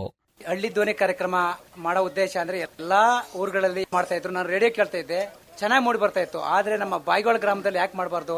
ನಾನು ಇಲ್ಲೇ ಓದಿದ್ದ ವಿದ್ಯಾಭ್ಯಾಸ 5ರಿಂದ SLC ವರೆಗೂ ಇಲ್ಲೇ ಓದಿ ಚೆನ್ನಾಗಿರುತ್ತೆ. ಮಾದರಿ ಗ್ರಾಮ ಅಂತ ಇಲ್ಲಿ ತಿಳ್ಕೊಂಡು ಎಲ್ಲಾ ಗ್ರಾಮಸ್ಥರು ನನಗೆ ತುಂಬಾ ಗೊತ್ತು. ಪೋಸ್ಟ್ ಮಾಸ್ಟರ್, ಟೀಚರ್ಸ್ ಎಲ್ಲ ಗೊತ್ತಿರುತ್ತೆ. ಹಂಗಾಗಿ ಇಲ್ಲೊಂದು ಗ್ರಾಮದಲ್ಲಿ ಹಳ್ಳಿ ಧ್ವನಿ ಮಾಡಿಸ್ಬೇಕು. ನಮ್ಮ ಆಕಾಶವಾಣಿ ಸಿಬ್ಬಂದಿಗಳು ಬಂದು ಮತ್ತೆ DC ಮೇಡಮ್ ಅವ್ರು ಕರೆಸಿ ಎಲ್ಲ ಮಾಡಿಸ್ಬೇಕು ಅಂತ ಒಂದು ಉದ್ದೇಶ ಇತ್ತು. ನಿಮ್ಮ ಗ್ರಾಮಸ್ಥರು ಎಲ್ಲಾ ಸಹಕಾರ ಮಾಡಿದ್ರಿ. ನಮ್ಮ ಆಕಾಶವಾಣಿ ಕೇಂದ್ರದ ಸಿಬ್ಬಂದಿಯವರಿಗೂ ಸಹಕಾರ ಮಾಡಿದ್ರಿ. ತುಂಬಾ ಚೆನ್ನಾಗಿ ಕಾರ್ಯಕ್ರಮ ಮೂಡಿ ಬಂತು. ಅದಕ್ಕಾಗಿ ನನ್ನ ಧನ್ಯವಾದಗಳು. ಮುಂದಿನ ದಿನಗಳಲ್ಲಿ ನಿಮ್ಮ ಬಾಗಿವಾಳ ಗ್ರಾಮದ ಒಂದು ಹಳ್ಳಿ ಧ್ವನಿ ಪುಸ್ತಕ ಮಾಡ್ತಾ ಇದ್ದಾರೆ. ಬಾಗಿವಾಳದ ಒಂದೇ ಒಂದು ಆಗ್ಬೇಕು ಅಂತ ಹೇಳಿ ನೀವೆಲ್ಲ ಕೇಳಿಕೊಂಡಿರೋದಕ್ಕೋಸ್ಕರ ಬಾಗಿವಾಳ ಒಂದೇ ಒಂದು ಪುಸ್ತಕ ಮಾಡ್ಕೊಡ್ತಾ ಇದ್ದಾರೆ. ಎಲ್ಲರಿಗೂ ಅನುಕೂಲ ಆಗಿರುತ್ತೆ. ಇಷ್ಟೊಂದು ಮಾತನಾಡಲು ಅವಕಾಶ ಮಾಡಿಕೊಟ್ಟ ನಿಮಗೂ, ಗ್ರಾಮಸ್ಥರಿಗೂ ಮತ್ತು ಗಣ್ಯ ವ್ಯಕ್ತಿಗಳು ನಮಸ್ಕಾರಗಳು. ಧನ್ಯವಾದಗಳು ಹೋರಿ ಮಂಗಳಾಪುರದ ನಾಗರಾಜು ಅವರಿಗೆ. ಬಾಗೇವಾಳ್ನಲ್ಲಿ ಇರುವಂತಹ ಹಾಲು ಉತ್ಪಾದಕರ ಸಹಕಾರ ಸಂಘ ಏನಿದೆಯೋ, ಇಲ್ಲಿಯ ಮಾಜಿ ಅಧ್ಯಕ್ಷರಾದ ರಂಗಸ್ವಾಮಿ ಅವರು ಅದರ ಬೆಳವಣಿಗೆಯನ್ನ ಕುರಿತು ಮಾತನಾಡ್ತಾರೆ. ಹಾಲು ಉತ್ಪಾದಕರ ಸಹಕಾರ ಸಂಘ ಬಾಗೇವಾಳು 1977-78ರಲ್ಲಿ ಓಪನ್ ಆಗುತ್ತೆ. ಮೊದಲನೇ ಅಧ್ಯಕ್ಷರು BC ಅಲಗಪ್ಪ ಮೊದಲನೇರಾಗಿ ಹೋರಾಟ ಮಾಡಿ ಡೈರಿ ತಂದ್ರು.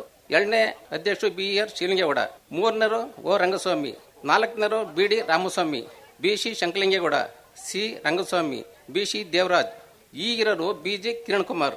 ಇವರಿಷ್ಟು ಜನ ಅಧ್ಯಕ್ಷರು. ನಮ್ಮದು 47 ವರ್ಷ ಡೈರಿ ಓಪನ್ ಆಗಿ. ನಮ್ಮೂರಿಗೆ ಸೇರಿದಂತ ಊರುಗಳ ಅವತ್ತಿನ ಕಾಲದಲ್ಲಿ ಮಂಗಳಾಪುರ, ಲಿಂಗಾಪುರ, ವಡಗರಳ್ಳಿ, ಆಲ್ದಳ್ಳಿ, ಹಿರಿಯಾಳು. ಇದರ ಕಾರ್ಯದರ್ಶಿಗಳಾದರು BN Shivalingegowda, BD Manjegowda, Yashwant, BS Kiran Kumar. ಪರೀಕ್ಷೆ ಮಾಡ್ತಕ್ಕಂಥ ಆಗಿಂದ ಇಲ್ಲಿಂದ ಗೆದ್ದಂತವ್ರು ಶ್ರೀಕಂಠಾಚಾರಿ ಅಂತಿದ್ರು, BS ಮಂಜೇಗೌಡ, BT ಬಸವರಾಜು. 47 ವರ್ಷದಲ್ಲಿ ಸಾಕಷ್ಟು ಏಳುಗಳನ್ನು ಕಂಡೈತಿ. ಇವಾಗ 22 ಲಕ್ಷ ರೂಪಾಯಿ ಆದಾಯದಲ್ಲಿದ್ದೀವಿ.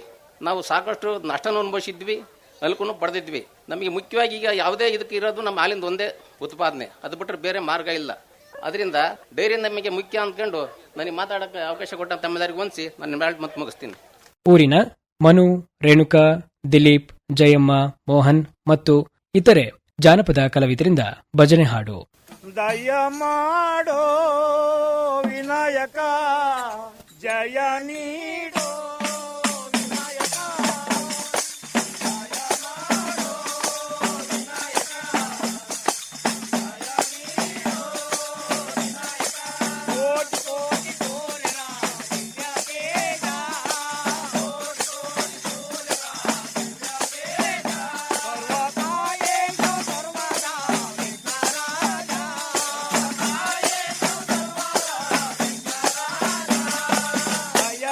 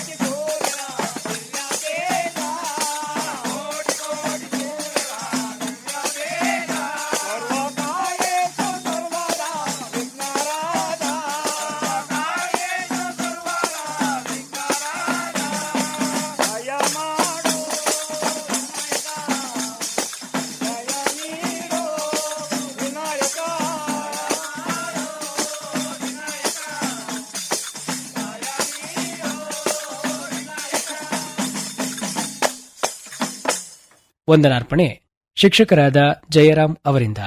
ಈ ಒಂದು ಕಾರ್ಯಕ್ರಮಕ್ಕೆ ಆಗಮಿಸಿ ತಮ್ಮೆಲ್ಲರಿಗೂ ಸಹ ಹಿತವಚನ ಹೇಳೋದ್ರ ಮುಖಾಂತರ ನಮ್ಮ ಹಾಸನ ಜಿಲ್ಲೆಯ ಜಿಲ್ಲಾಧಿಕಾರಿ ಶ್ರೀಮತಿ ಸಿ ಸತ್ಯಭಾಮಿ ಮೇಡಮ್ ಅವರು ಅವರ ಅನುಪಸ್ಥಿತಿನಲ್ಲಿ ಬಾಯಿಗೊಳ ಗ್ರಾಮದ ಪರವಾಗಿ ನಾನು ವೈಯಕ್ತಿಕವಾಗಿ ತುಂಬುವುದು ಧನ್ಯವಾದ ತಿಳಿಸಲಿಕ್ಕೆ ಇಷ್ಟಪಡ್ತಾ ಇದ್ದೀನಿ. ಈ ಕಾರ್ಯಕ್ರಮದ 2 ಪಿಲ್ಲರ್ಗಳು, ಮೊದಲನೇವರು ವಿಜಯ ಅಂಗಡಿ ಸರ್ ಅವರು, ಅವರಿಗೆ ನಿಮ್ಮೆಲ್ಲರ ಪರವಾಗಿ ಕಾರ್ಯಕ್ರಮದ ಪರವಾಗಿ ಬಾಯಿಗೊಳ ಗ್ರಾಮದ ಪರವಾಗಿ ನಾನು ವೈಯಕ್ತಿಕವಾಗಿ ಧನ್ಯವಾದ ತಿಳಿಸ್ತೀನಿ. ಮಧುಸೂದನ್ ಸರ್ ಅವರು, ಅವರಿಗೂ ಸಹ ನಿಮ್ಮೆಲ್ಲರ ಪರವಾಗಿ ನನ್ನ ವೈಯಕ್ತಿಕವಾಗಿ ಬಾಯಿಗೊಳ ಗ್ರಾಮದ ಪರವಾಗಿ ಧನ್ಯವಾದ ತಿಳಿಸ್ತಾ ಇದ್ದೀನಿ. ಶ್ರೀಯುತ ಬರಾಳ್ ಶಿವರಾಮಣ್ಣವರು, ನಿಮ್ಮೆಲ್ಲರ ಪರವಾಗಿ ಗ್ರಾಮದ ಪರವಾಗಿ ಅವರಿಗೂ ಸಹ ಧನ್ಯವಾದ ತಿಳಿಸ್ತಾ ಇದ್ದೀನಿ. ಹಾಗೆ ರಾಮಸ್ವಾಮಿ ಸರ್ ಅವರು, ನಿಮ್ಮೆಲ್ಲರ ಪರವಾಗಿ ಅವರಿಗೂ ಸಹ ಧನ್ಯವಾದ ತಿಳಿಸ್ತಾ ಇದ್ದೀನಿ. ಈ ಒಂದು ಕಾರ್ಯಕ್ರಮ ಈ ಊರಿನಲ್ಲಿ ನಡೆಯಕ್ಕೆ ಕಾರಣಕರ್ತರು ಮಂಗಳಪುರದ ನಾಗರಾಜಣ್ಣವರು, ಅವರಿಗೆ ಬಾಗಿವಾಳು ಗ್ರಾಮದ ಪರವಾಗಿ ಹೃದಯಪೂರ್ವಕ ಧನ್ಯವಾದಗಳನ್ನು ತಿಳಿಸ್ತಾ ಇದ್ದೀನಿ. ಇದುವರೆಗೆ ಅರಸೀಕೆರೆ ತಾಲೂಕು ಬಾಗೇವಾಳು ಗ್ರಾಮದಲ್ಲಿ ಹಮ್ಮಿಕೊಂಡಿದ್ದ ಹಳ್ಳಿ ಧ್ವನಿ ಕಾರ್ಯಕ್ರಮ ಆಲಿಸಿದಿರಿ. ಕಾರ್ಯಕ್ರಮದ ನಿರ್ಮಾಣ ಡಾಕ್ಟರ್ ವಿಜಯ್ ಅಂಗಡಿ. ಹಳ್ಳಿ ಧ್ವನಿ ಸಮಾರಂಭದ ನಿರೂಪಣೆ ಅರಕಲಗೂಡು ವಿ ಮಧುಸೂದನ್. ಹಳ್ಳಿಗಳ ಅಂತರಾಳದ ಮಾತುಗಳನ್ನು ಬಿತ್ತರಿಸುವ, ಹಳ್ಳಿಗಳ ಚಿತ್ರಣವನ್ನ ಸೆರೆ ಹಿಡಿಯುವ ಕಾರ್ಯಕ್ರಮ ಹಳ್ಳಿ ಧ್ವನಿ. ಹಳ್ಳಿ ಧ್ವನಿ. ಹಳ್ಳಿ ಧ್ವನಿ.